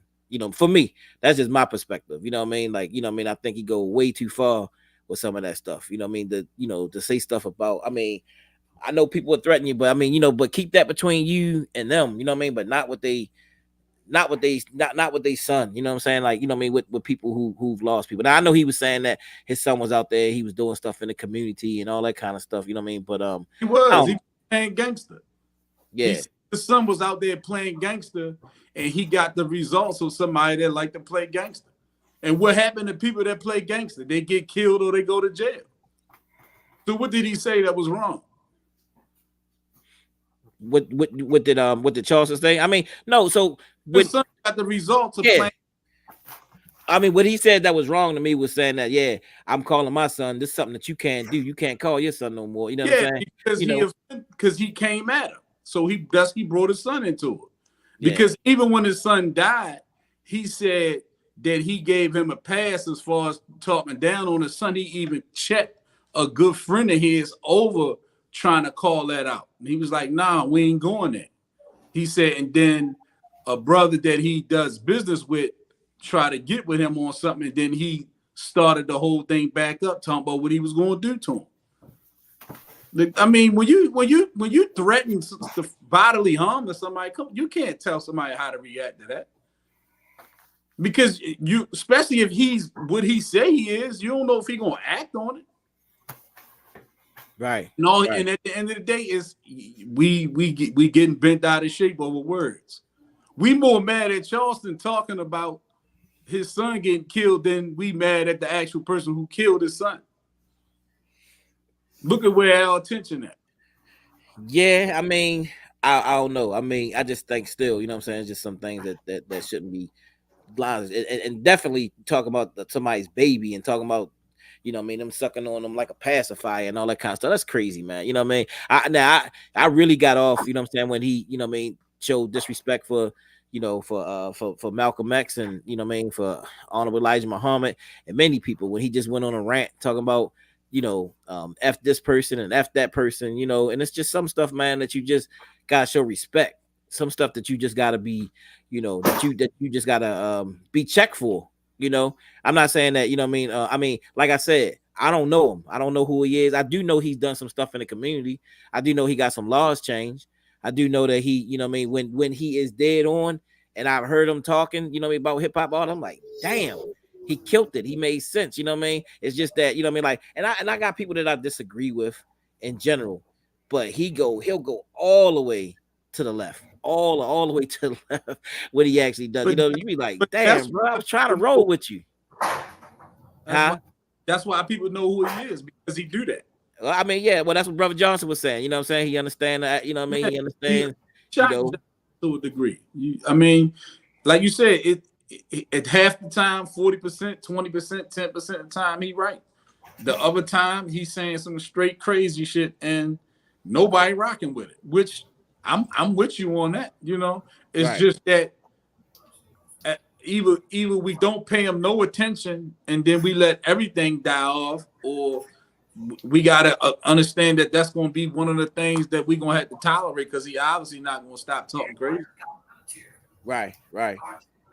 Because he's been talking. There's so many interviews he's had with people, and they like, yo, you don't think you could tone it down? He's like, nah, I don't plan on toning it down. He said, I'm willing to kill, die, and go to jail over what I say. Right. So if he cool with the consequences, then hey, to each his own. Brother Star said anything goes in society that doesn't understand the importance of culture, and also go on and say, all right, we got some. He about to join us in here right now for a couple of minutes. I know we ain't. Let's add him up in here. Okay. He sound like he said, Dr. Saul, how you feeling? Peace. How's everybody doing? Peace. How you feel, man? You sound like you on a camping trip somewhere, man. You sound like you. I'm far away. Hold on. I'm in my car. Let me put these things out my ear. Can you hear me better now? Yeah, no, I can hear you. Oh no, I'm driving, so yeah, I'm not. I'm listening to the conversation, you know. No doubt, no doubt. And I mean, I get it, right? But I think sometimes what we do is we don't really understand when we talk about people like Charleston White, we don't understand how tactful or how technical people are truly being, you know, and we don't understand. And then when I'm hearing the conversation, we're not really understanding the importance of culture. And then when we say 50% of the time, Charleston White is flip. He does this on this part and this time. No, Charleston White, all in one sentence, will just say two different things at the same time. It's not a 50-50. It's like he's just confused, and he's not really confused. He just say what he tells you, like y'all said. I think he'll just say anything for attention. That's called exploitation. He's exploiting us. I mean, you gotta eat. Like, if you're gonna talk real, we have to be able to understand when you talking real. People literally listen to this guy. They think he's a thought. They think he's a thought leader. People think Umar Johnson a thought leader. Oh, well, I think Umar think he's a thought leader. Got an audience too. No, I agree. Look, brother. I'm not putting them in no different bag. Both of them. One of the same. Look, but you know, you already know my thoughts about Umar. He's a fraud too. Yeah. So the thing is, dude, that's all I'm saying. And all of them, somebody gonna listen to somebody. Who is this? I'm not. Who's this? Ricardo? But you can't say it. Oh yeah, that's Ricardo. Okay, because I'm driving. I'm sorry, brothers. Oh, okay. I mean, look, I ain't giving none of them no passes, brother Ricardo. Yeah. Hey, look, I mean, I ain't giving none of them no passes. Charleston don't get no pass. He hurting our people. Look, brother Ricardo, you can analyze and eat the fish and spit out the bones. But I'm going to tell you, a lot of us struggle with that. Yeah. And he knows that, and that's how he's getting rich. People think they really think he's really a leader. Even if he said 1 second, I'm a leader, I'm not a leader, like he said what he ain't, the 1 second, he's confusing, he's doing it intentionally. He knows what he's doing. He knows the recipe. And we also know that people tell the truth. Like, people, very abusive people tell the truth. I'm going to cheat on you. I'm going to do this. I'm going to that. And they go as far as they think that oppressed people, or an oppressed person, or an abused person, or a very codependent person will allow them to take them.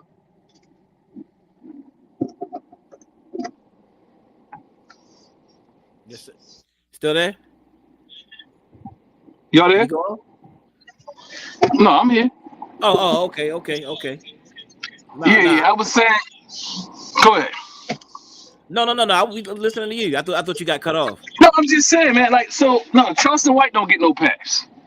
Umar don't get no pass. Polite don't get no pass. All of them out of the same type of mentality, and they smart. They will tell you the truth. Polite told people in his interviews, what he told people in his interviews is this. He told people like, look, I'm gonna give y'all a mess because that's what y'all want. Like, that's a tactic. That's very tactical. Like, if you tell somebody you're gonna cheat on them, I told you I was gonna cheat on you. That's abusive. That's intentional. That's what the best and most experienced and tactical abusive people do. They tell you, oh, you can't say I didn't tell you. And then we fall for it. Oh, he tell you what he gonna do? Yeah, he did. But at the same time, he understands that people still believe in him. So would you say? So you would say that he's definitely a fraud, or so you would, and he's exploited. You would say he's a fraud. Well, look, the reason why I say fraud, because people come to me like, oh, we all got flaws. Hell no, there's more than a flaw. That's a damn fraud. Oh, we all got flaws. Yeah, I'm right. I do. My back hurt, bro. Yeah, but that's different. Oh yeah, bro. I might get angry sometimes, but that's different. I might, maybe out of the 20 years in my life, maybe I told my wife, shut the fuck up. Once. Maybe. But it's a difference between telling somebody slip up and say, shut the fuck up, and then you telling somebody shut the fuck up every day, and this is your lifestyle. I'm pardon my language, y'all. I'm just giving an example. No, it's all good. I mean, so what's the difference between what's the difference between a Charleston White and a Umar Johnson? Can somebody say, like, what's the difference in that? I know you said a fraud. I mean, like, is Umar, with the knowledge that he gives, I guess, the African centeredness, is he helping the people by giving them something? I feel like, what's the difference? They just have two different angles in how they manipulate now people. That's the only difference. Okay. I mean, that's like saying, okay, what's the difference between T.D. Jakes and Umar Johnson? T.D. Jakes just using Christianity. That's like saying, what's the difference between Puff Daddy and somebody else? I know y'all probably talk about that. Puff Daddy using hip hop. Like, it don't matter. You just got different vehicles, same people. Mm-hmm.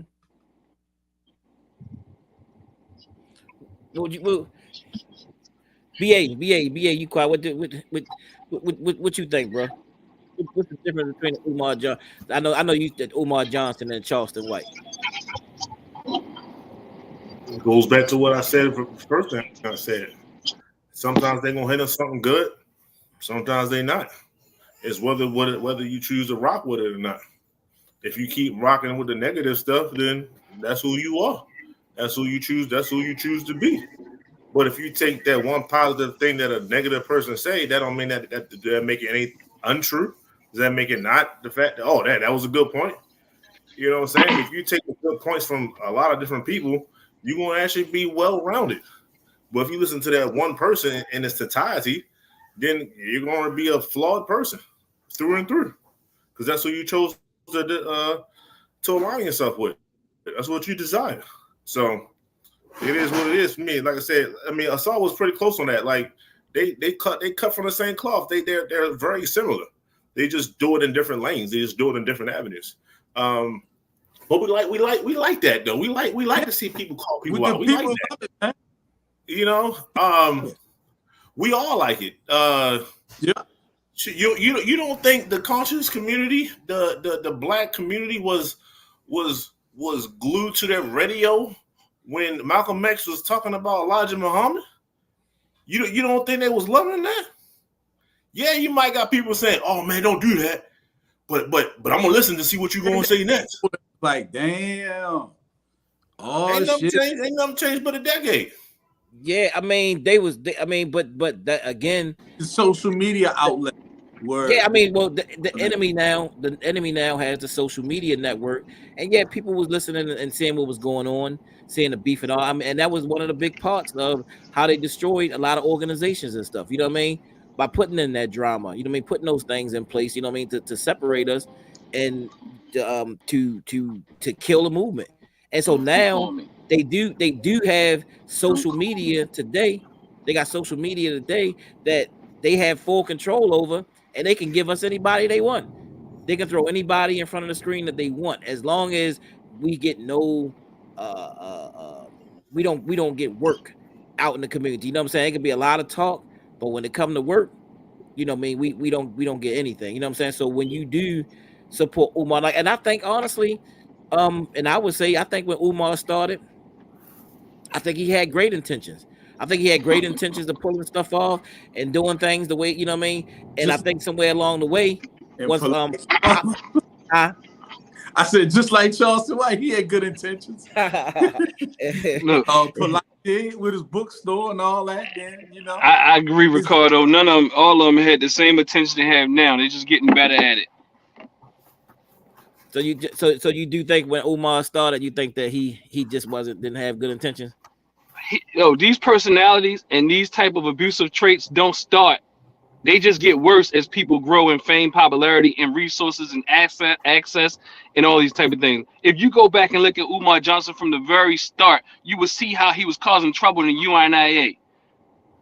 Charleston White's, what I'm hearing from what y'all saying from Charleston White, he was a different person. People with these personality traits don't have true identities. That's why they can talk one way, switch it up, and flip it up. Some people y'all have seen turn 5 people right in front of us, and we still believe in them. They changed their names, they changed their religion. Look, Dr. York was 20 different people, bro, and we still believe in him. I ain't lying though. Look, I couldn't hear everything was said, but you know the fact that we got much better and more qualified people. Take one good point from Charleston White and one point from Umar Johnson and one good point from anybody else. They need to be divided up. They hurt more people than they could ever help. Well, how would you say? And I'm just saying, like, because I can see how some of the comments from Charleston could really hurt people. You know what I'm saying? And how would you say Umar, like, you know what I mean, in specific, his comments? I mean, because he walks a different line. You know what I'm saying, of the way that he does things. Umar is reckless. Umar is reckless. The stuff he say, half of it ain't even true.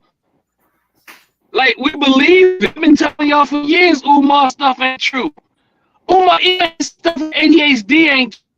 He tell people anything. Oh, ain't no daddy at home disorder.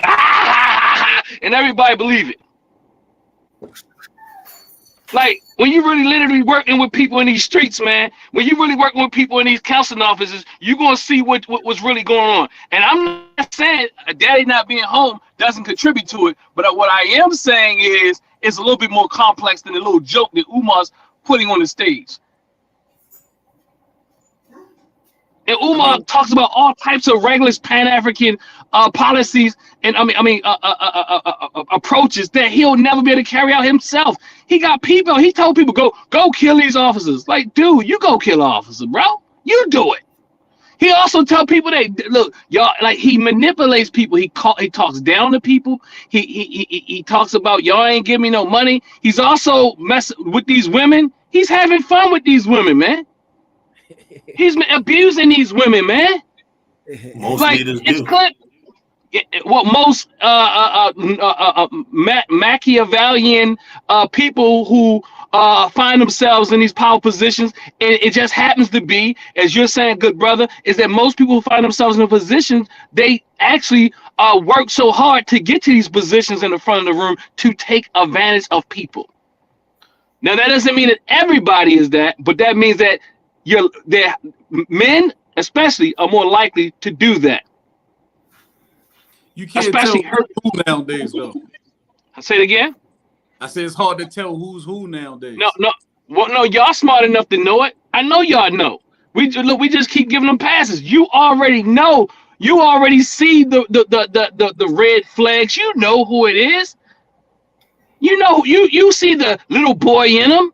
You see that they immature. You see that they take advantage of people. Now that's again where I'm separating flaws from frauds. You know that I know even if you disagree with me, you know I'm not no damn fraud. You know that Brother Jabari ain't no fraud. Even if you disagree with some of the moves that we make. Both of y'all ain't got the numbers like the other dudes do either. I know that's part of the problem with Jabari goes back to, and that's where they go back to where the system I just got aids on and social abets. media. Aids and abets. And I'm just using examples here. But there's other people but the thing is this system elevates these people and put before us that's gonna hurt us. I do agree with that. Yeah, but like you said, we don't know who Umar was before he hit these streets. Outside looking in. We wasn't there when we ain't grew up with him. We ain't hear his local stuff. I'm quite sure he probably sounded very, very, very on point. And then that money get to you. Those views get to you. And then you start comparing yourself to other people that did what you did, and they end up dying broke. And you be like, well, what I gotta do to not die broke? Those questions. I'm not blaming the people. I'm not blaming the people. I'm saying, but we have to learn. I'm not saying that y'all will fall victim to that, but a lot of people fall victim to that, and they start to do certain things to maintain certain lifestyles. Yeah. And once they get to that, I agree with you. It's hard to pull them away from that. So then they start like, hold up, say that again. All of them did. No.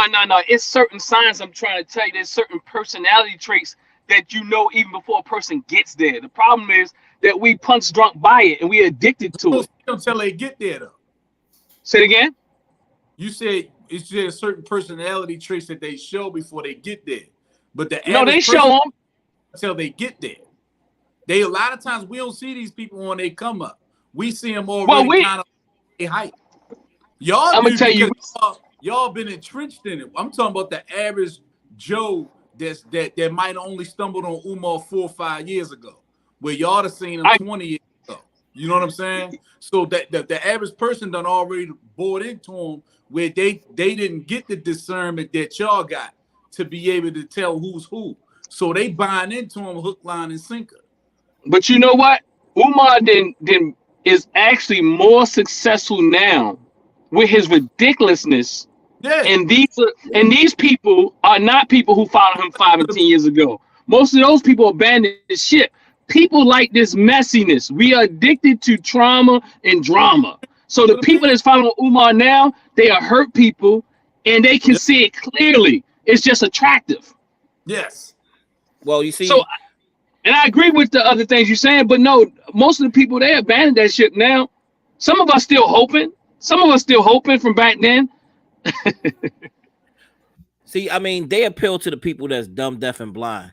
So what it is, you know what I'm saying? Now they're appealing to the 85%ers as the 5% would break apart.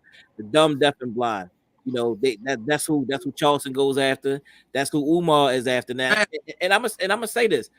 You know what I mean? Because I don't want people to be thinking that, you know what I mean, oh, these guys just got a panel and they talking about Umar, you know what I'm saying? I don't know Charleston, but I know Umar in the young days, you know what I'm saying? We done brought Umar to town, you know, at the beginning stages, you know what I mean? We some of the people that was helping those DVDs. You can go and look at the DVDs on online, and y'all find us on there, you know what I mean, with Reality Speaks. That was actually the people that was putting those lectures on with the Umar Johnson and stuff like that. A lot of people found out about Umar from our DVDs and different things, you know. I will honestly say, you know what I'm saying? Like, you know, like anybody else, I mean, it'd be 29 years I'd be doing this lectures, and I've never seen a person switch and change up like Umar Johnson that's in the community, you know what I mean? Like now from all my years of doing these things, you know what I'm saying? Like, you know, we used to do lectures, man, talk to Umar like, hey man, what's up? You coming up? Yeah, man, go ahead, hook it up, Jabari, hook it up. Once Umar Johnson came out of the Hidden Colors and all that kind of stuff, it was a change. Huh? Clout. Yeah, it was a change. So that's why I be laughing when people be talking about, like he be talking about Deion Sanders and talking about how, you know, what he should have did and how he left the community and stuff like that. I'd be like, oh, so that's not true, brother. That's not true. Huh? That's not true. What? And some of them switch up. He sound like Robbie Robot. He sound like Robbie Robot, right? Are you Man, under? Are you you underwater? gotta keep up. Jabbar, you know people know. And I won't even put it out there. We know these people. Wait, Some of the people that we want to save each other who became hold for on. us because we. Hey, brother, sir. Yo, Brother, sir, hold on. I don't know what I don't know where you at. What area you We in right need now? closed captions, brother. Yeah, yeah. I don't know. Some kind of reason you breaking up real bad. Try Yo, to come. Try to go out and come back in. Cause you like breaking up. You sound like Robbie Robot right now. You see, you done traveled over to the Negro connections, man. Stay on the white connections, man. They're good white connections. Let me see.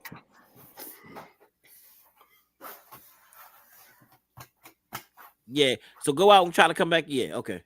Yeah. But yeah, man. I mean, but what I mean, like I said, for the family, ain't no hating. You know what I'm saying? Like I want everybody to do good. I want everybody to do well. You know what I mean? I wanted Umar school to come about and doing those, and those different things. And I would like to say Right, I was there. but like you Huh? said, like you didn't see this. You didn't see this. You didn't see what manifested, right? No, Like I'm saying, and that's what I'm I saying. Like didn't. it's hard to tell until they get met with that fire. Let's just say Yeah, you for a second, right? Like yeah, I'm not being 100% serious, right? This is tongue in yeah, cheek. But if the powers that be came to you and was like, brother Jabbar, I see what you're doing. You want to come up, like I'm loving everything you're doing, but how about we create an intro, right? And we just throw in like 3 seconds of Eminem, right? And just throw it in there. We're gonna pay you the bag. Don't worry about it. You're gonna be like, just 3 seconds? That's it? All right, man, go ahead and throw it on there. And then next thing you know, you got somebody else. Man, I remember Jabbar used to say, yo, F this, and he'll never bang with him. And now he on the damn intro. He does so it really be it. Now, like I said, this is tongue in cheek, but it really be like just that little bit, that little nugget. And then they're willing to just turn a blind eye to it, but somebody else will call them out on it. And next thing you right, know, they be like, well, damn, you gonna call me out for that? Well, then, man, fuck that. I might as well go ahead and give them a whole verse on the intro. right. You know what I'm saying? And then it shit just spirals after that. no, man. Yeah. That ain't how it worked. People knew Umar was a clown way back when. All we gotta do is bet. I'm saying, but I'm telling you, I told, but I'm saying I was telling y'all back then.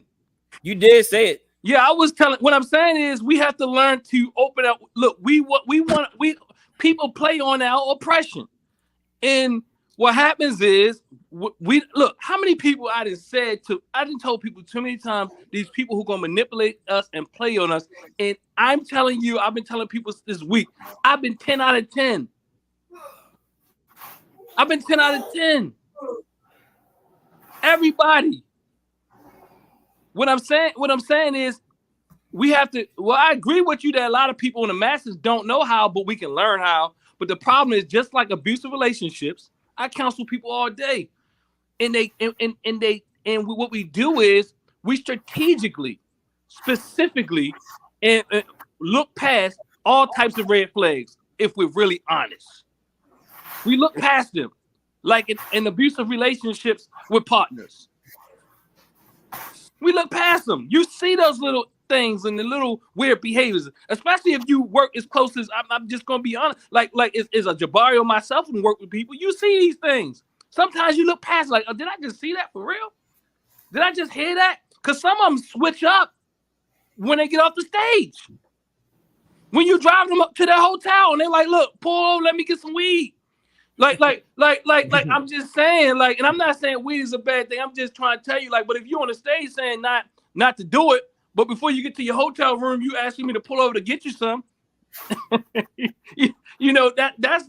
just, I'm saying, if you work close enough with people, and if we put people through a vetting process like we should, instead of an emotional make me feel good process, and that's part of the things. People who help you make you feel good but not really think, that's an indicator right there. People who are so anti this, look, like Umar say so many things against everything, like he has all the answers. That's a sign right there. He been I doing it never, forever I never picked up on because we like it. yeah the early stages, you know what I'm saying, and I even heard when you were saying some things. I never really picked up on it. I always really thought that, you know what I mean, I do think that he started off with the best intentions. I think he did. And I think that as he went on, I think he got, you know what I'm saying, I think he got corrupted, you know what I mean, by, you know what I mean, by, people reaching out to him. I mean, and like you said, the system bigging them up, kind of just like letting them run rampant. And I think that after a while, you know what I'm saying, after he started seeing how easy this thing was, you know what I'm saying, how easy it was to get money, I mean, come on, man, this man had raised more money than any of us did in the organizations. You know what I'm saying? Like I started, you know what I mean? I started a little my barbering boot camp. You know what I mean? It was like 3 people in my group when I started barbering boot camp. I ain't had no money. We started, but we continue to go. And we do have some success stories to show for it. At least we did something, you know what I mean? Like, and so you mean to tell me all these years after 10 or so years, you ain't got nothing, like you ain't got nothing to show for. I seen he just did a new video, I think, where he talking about he opening up again and he having a paint party or something. He's having who that? Umar. Man, check this out. All right, let's go back. He had a paint thing from Sherman from Home Depot or something. He had all of the paint spectrums. He's like, what color y'all think we should paint? Should we paint the inside the same as the outside? Family, should we paint the outside as the same as the inside? Then he said it again, he said it 3 times, you know what I'm saying? But, yeah, man, but he said it like, you know what I mean? And then people, they watch that and they get motivated and he start talking about that stuff, you know what I'm saying? And we sitting there looking at it, oh my God. He actually bought the whole, I mean, he had like 100 colors in front of him. He was like going through like the colors as if the people was helping him pick out the colors. Go ahead, bro. I'm sorry. But personalities don't work like that. That's what I'm trying to tell you. People just don't change like that. Personalities are just look it up. The research supports that personalities are very stable. Umar been that. And if you look back at his days when he wasn't Umar, you know what he was calling himself then? What was that? He was Umar, but he was a different Umar before they kicked him out the UNIA. He was calling himself the modern day Malcolm X before any of us knew him. Who does that? Oh, he was calling himself that then? Yes. The modern day Malcolm X.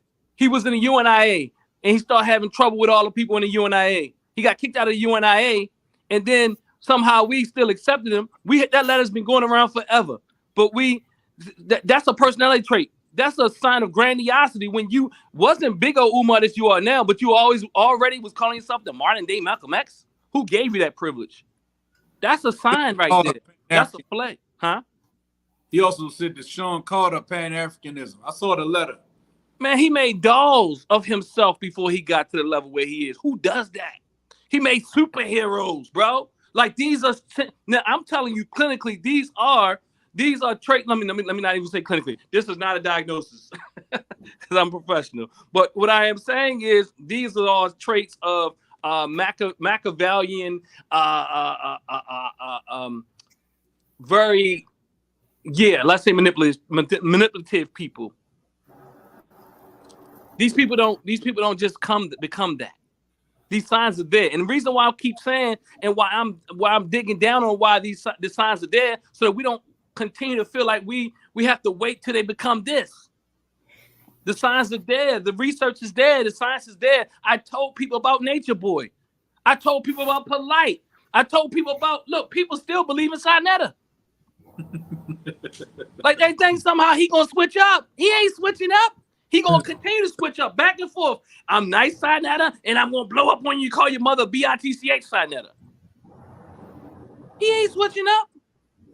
He might not be the worst. He might not be doing nothing with nobody's children, but he is not gonna change. He too old. He's 60. What make you think he gonna change? He ain't had no reason to, because he gets on YouTube for his dosage.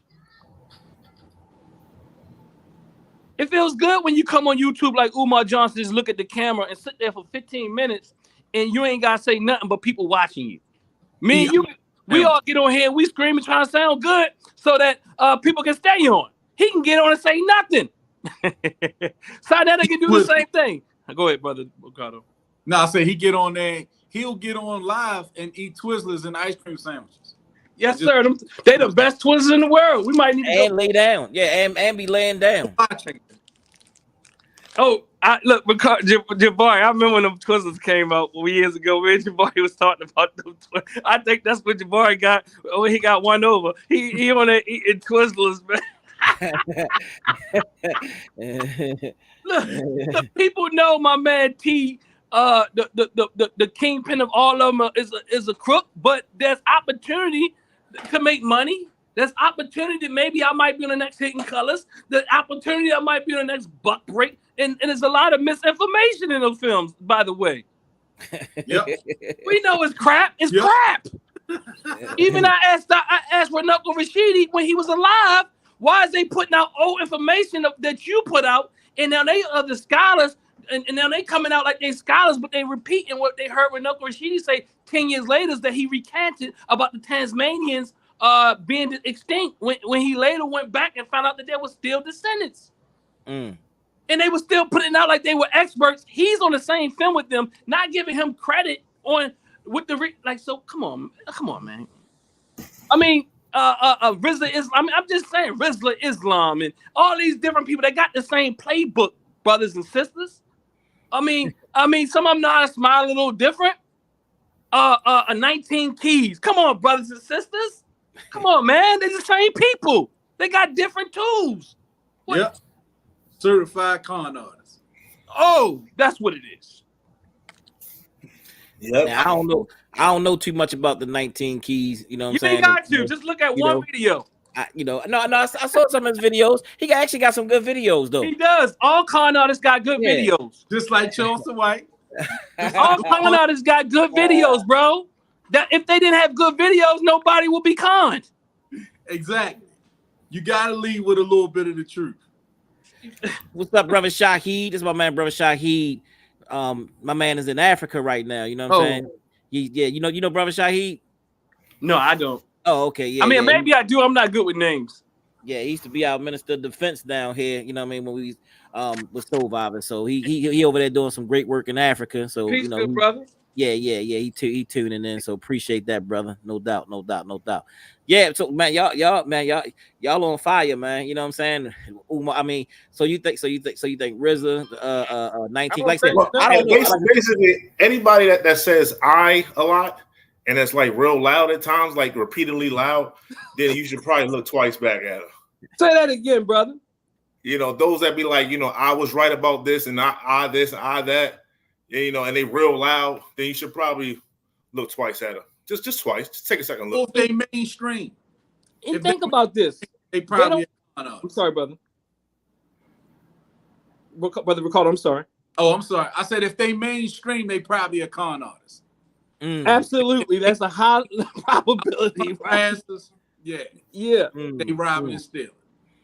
And it was something I was gonna say. If they some of them might not, they're a little smooth with it too. They might not say it like, look, they can't help themselves. Yes, they say I a lot.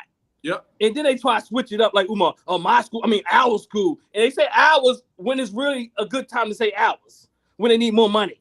Yeah. But then they go back to I. Then they go it was something I wanted to say, but it slipped my head. But yeah, what I'm saying, the reason why I'm really arguing this in this way is, as you two are pointing out, no, we can identify it. We can.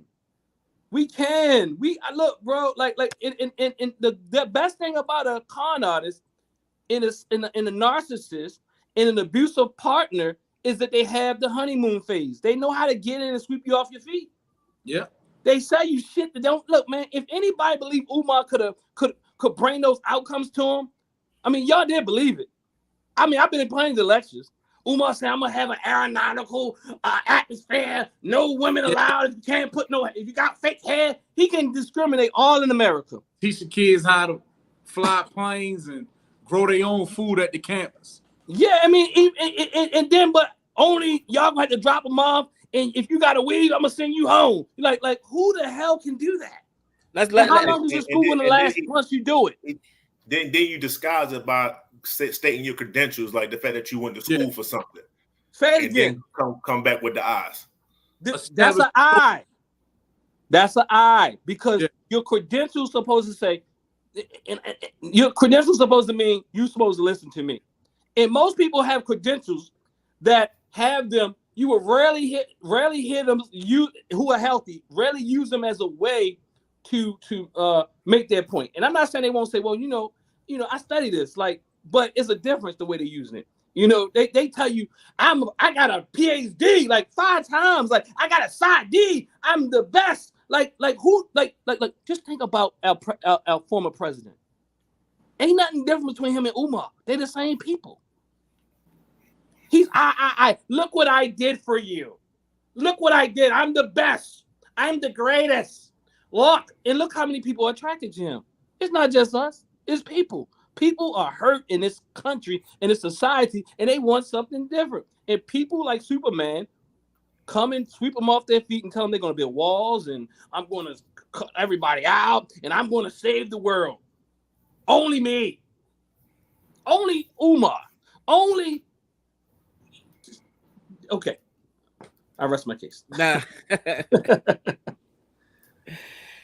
I mean, you know, like I said, I could definitely feel what, you know, everybody's, you know, saying in general. You know what I mean?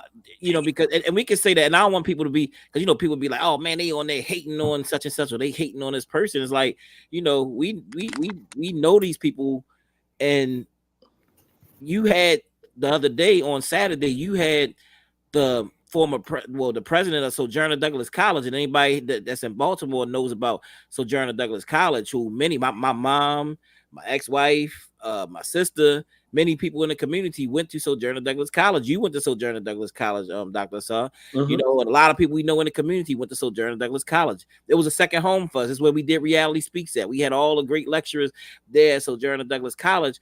And if y'all want to go, if you put the link in the in the chat, go check out that story. This brother's 80, I think he's 85, 84, 86 years old now, you know, and he could tell you this brother had campuses everywhere, like places we didn't even know he had campuses at, like the way he did business and what he had to do. Serious. I mean, a real person that was really opening up a school. Like, you don't open up a school and then give out your cell phone number like, hey, give me a call me, text me on my cell phone, you know what I'm saying? And we're gonna talk about the colors in the paint party. Just text me over it. No, seriously, like really opening up schools. You know what I mean? This guy really had an institution, a black institution, where he really did stuff. So if he put that link in the chat, y'all could go check out somebody who really had a black school and can tell you about how they really kind of came after him and did things to really shut his program down, because a lot of people came through that. A lot of great scholars came through that institution. So, you know, so this ain't nothing about hating. This is us being in the community for a long time and watching people build things and all, you know what I'm saying? Not playing around like, oh yeah, I'm going to do this. Oh yeah, I'm going to do that. And then people falling for it. So that's just real talk. And Brother BA said it earlier. What he said was this. He says this thing about I, right? Dr. Simmons was on the platform the other day, and guess what he said? He said, well, it wasn't really all me, you know. He said we had wonderful students. Our students built a lot of these things, these programs, and so they work together. Man, some of these people we talking about, they can't have a real dude next to them, bro. No, you gotta be suspect of any dude that can't have no dudes really next to him unless they his subservient beings. Yep. You know what I'm saying? Like you have to be above everybody. You know, in all ways. You're the expert in all things. Now, some of us are pretty talented, but even if you're talented, there's a certain humility that comes with it. Like, even if you are really good at a lot of things, because some of us are really good at a lot of things, but we still understand that you're not the best in everything. And even if you might be even more like Brother Jabari says all the time. He said, look, I taught people how to cut hair, but a lot of them cut hair better than me. Umar couldn't say that. Polite couldn't say that. Nation Boy couldn't say that. I heard even with Dr. Simmons, on there when you got to a point and they was talking about how they named a street after him. And he was like, and he didn't want to say they named the street after me. So he said, and there was a street there. Yeah, in the street. And he kind of went over it. He didn't want to say that. He didn't even want to big himself up and say they named the street after me. He was trying to skate around it until you had to pull him back. Like, wait a minute. Oh, what he's saying is they named the street after him. You know what I'm saying? He's so humble. Like, he didn't even want to say that they named the street after him. He started speaking in the third person. Yeah, he was just so humble. Like, you know what I'm saying? And if that was somebody like Umar, I'd be like, you see? This street, that street would be all over, all over the internet. It'll be everywhere. It'll be, They should have did it 10 years ago. Uh-huh. No, I was saying what Umar was saying. He would have said, y'all should have did it 10 years ago. Yeah. Yep. You know what was crazy? When Sojourner Douglas closed down, people was asking Umar, why don't he go and get it? He act like it didn't exist. Yep. Y'all, you remember that, Jabari? Yeah, I remember. Yeah. And that's that's when people still was in love with him. Yep. And that's where we used to take him at Sojourner Douglas College. For the early days. That's where he was at. Sojourner Douglas. Show enough real college, you know what I'm saying? It's a black college. And independent, like he said he wants. An independent institution. Yep. Whereas that's the worst. And what I was arguing years ago, that it made no business sense. Makes no business sense at all. I think Brother Ricardo was even breaking it down one time, like how much lack of business sense it really makes. Yeah. But this ain't only, and again, this is not about Umar, but I think it's good to use Umar as an example because we can identify these traits in other people. If we be able to identify and be real, that there's a lot of traits that Charleston White has, and polite and nature boy, and even my man, but you probably don't beat me upside. Now there's a lot of traits that they all have. So one will ask a question, right? Clearly we can point out, or clearly you definitely can put in, because I think you said you was 10 for 10. The ones that are definitely suspect at best. So who are the ones that we should probably be looking at? Who are the ones we should be looking at? Like, I know that there's a King Randall that's out there. The young brother is doing great things in the community. I done seen videos and things like that of him just trying to do whatever he can to, one, build his own school, do his own thing, teaching the youth. I've seen it. It's a brother here. Jabari knows him very well today, and his family and the things that he's done. Like, I can physically vouch for that part of it. So, like, who are some of the brothers that you think that we should at least take a second look for, just to hear out that we might not know? Honestly, to be honest with, from my standpoint, I think we should be looking more at, rather than individual people, we should be looking at movements in a sense. We should be looking at organizations in a sense. Now, we should be vetting the people that's a part of these organizations, but I think there's too many people to really name. As Brother Ricardo was pointing out, those who make it to these mainstream platforms, and even before they get there, look, I would say, this is what I would say. Really be leery of those who really pull on your emotions to lead you. Yep. And I'm not vouching for anybody you said, or not vouching for anybody you said before. But what I am saying, be leery of anybody where it's complete emotional, they pull on you. But some people I can name. Okay. I can say organizational wise, I would say, give you an example, like Dr. Charles Simmons just offered up the other day when we were on the actual live. He said, I will be willing to work with some younger people who want to reinvigorate and bring these things about. You understand? And people, that type of spirit, that type of nature. Let me see if I can think of somebody else that maybe people might feel that might be maybe a bit popular. Somebody, and it depends because there's so many different areas. You're talking about schools, like Umar? Let's go for that. I think you can look at a Marcus Klein, and you don't even have to agree with him completely or his politics, but you can say that the brother has a track record He's not grandiose. He's not exploiting women. He's not doing all these type of things. And you might not agree with his politics, but completely. But you can at least say this brother's been in this thing for the long haul. He's dedicated to our people. He's built things. He has a track record. Jabari has also brought him in various times. What are you from, Chicago? Yes. Yeah, Chicago. I think was it Detroit to Chicago and something like that. He has schools in both. Okay, cool. Thank you. And he's not a wild cannon. You know what I'm saying? He's not, people come for him. He's not gonna be out there saying all types of stuff, calling people mothers' names and all this type of thing. He is hardcore Pan-Africanist or what have you, though. He is that, but even in that, when people, even if you disagree with their philosophical understandings, my point is, I don't care if a person is Christian, strong, Pan-Africanist. Are they real about it? Are they true to it? And are they trying their best to live by it? Again, none of us are perfect, but there's a difference between flaws and frauds. I'm going to tell you another good brother here in Baltimore. I think my man, just to throw out one, I think Everett's doing just to say, because he's newer, my brother Everett's with the UNIA, his heart is in it. For real. I mean, I can name people I know, or I don't want to name, people like everybody, but I think that's a good brother. I just want to give him a shout out because he and the organization is doing a beautiful work. That's what's up. Yeah. I never met him before. Who, Brother Everett?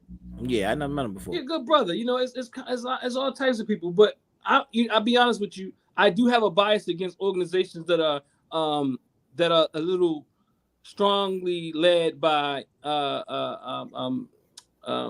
strong personalities. I do have a bias, even though I can coexist with them when it's very dependent on a personality. I struggle with that a bit, so that'll be my, a struggle I have.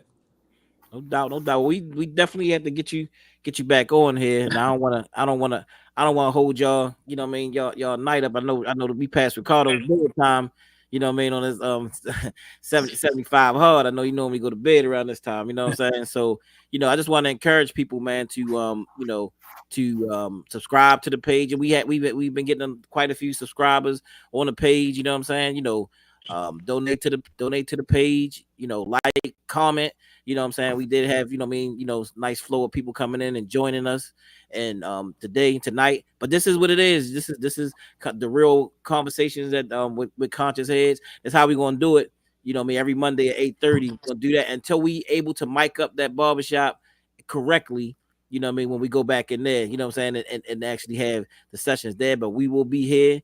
Our good barber KC Cuts wasn't here today, but he'll be in next week. And y'all know when KC Cuts is in the building, he's always highly opinionated. Yeah, outside on the corner reading scriptures to the people in the community.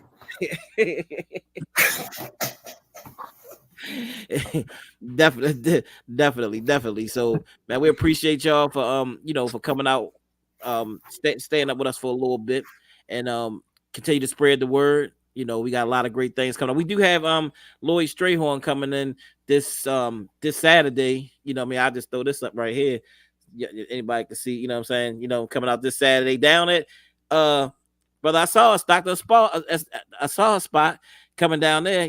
We do a lot of lectures down there at Dr. Saw spot. So this brother is actually really doing work in the community. Businessman in the community.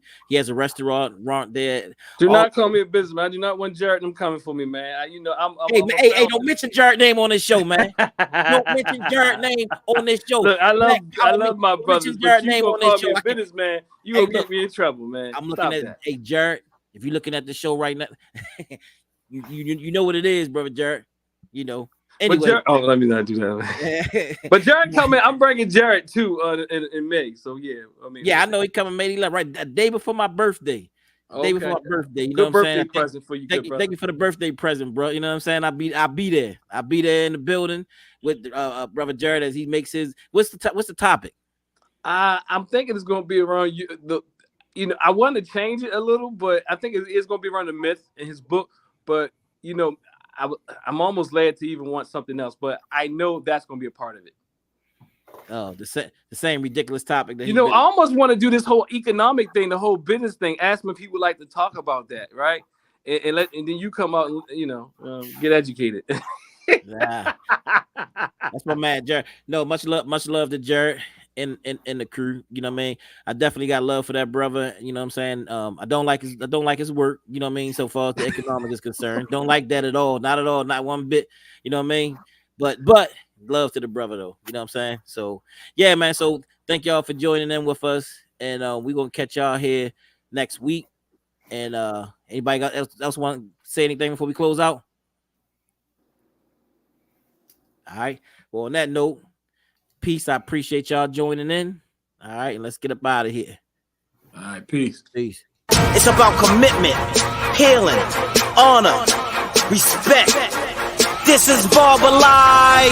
Cutting hair, I like it. Barbershop, I like it. Change your life, I like it. Conversate, I like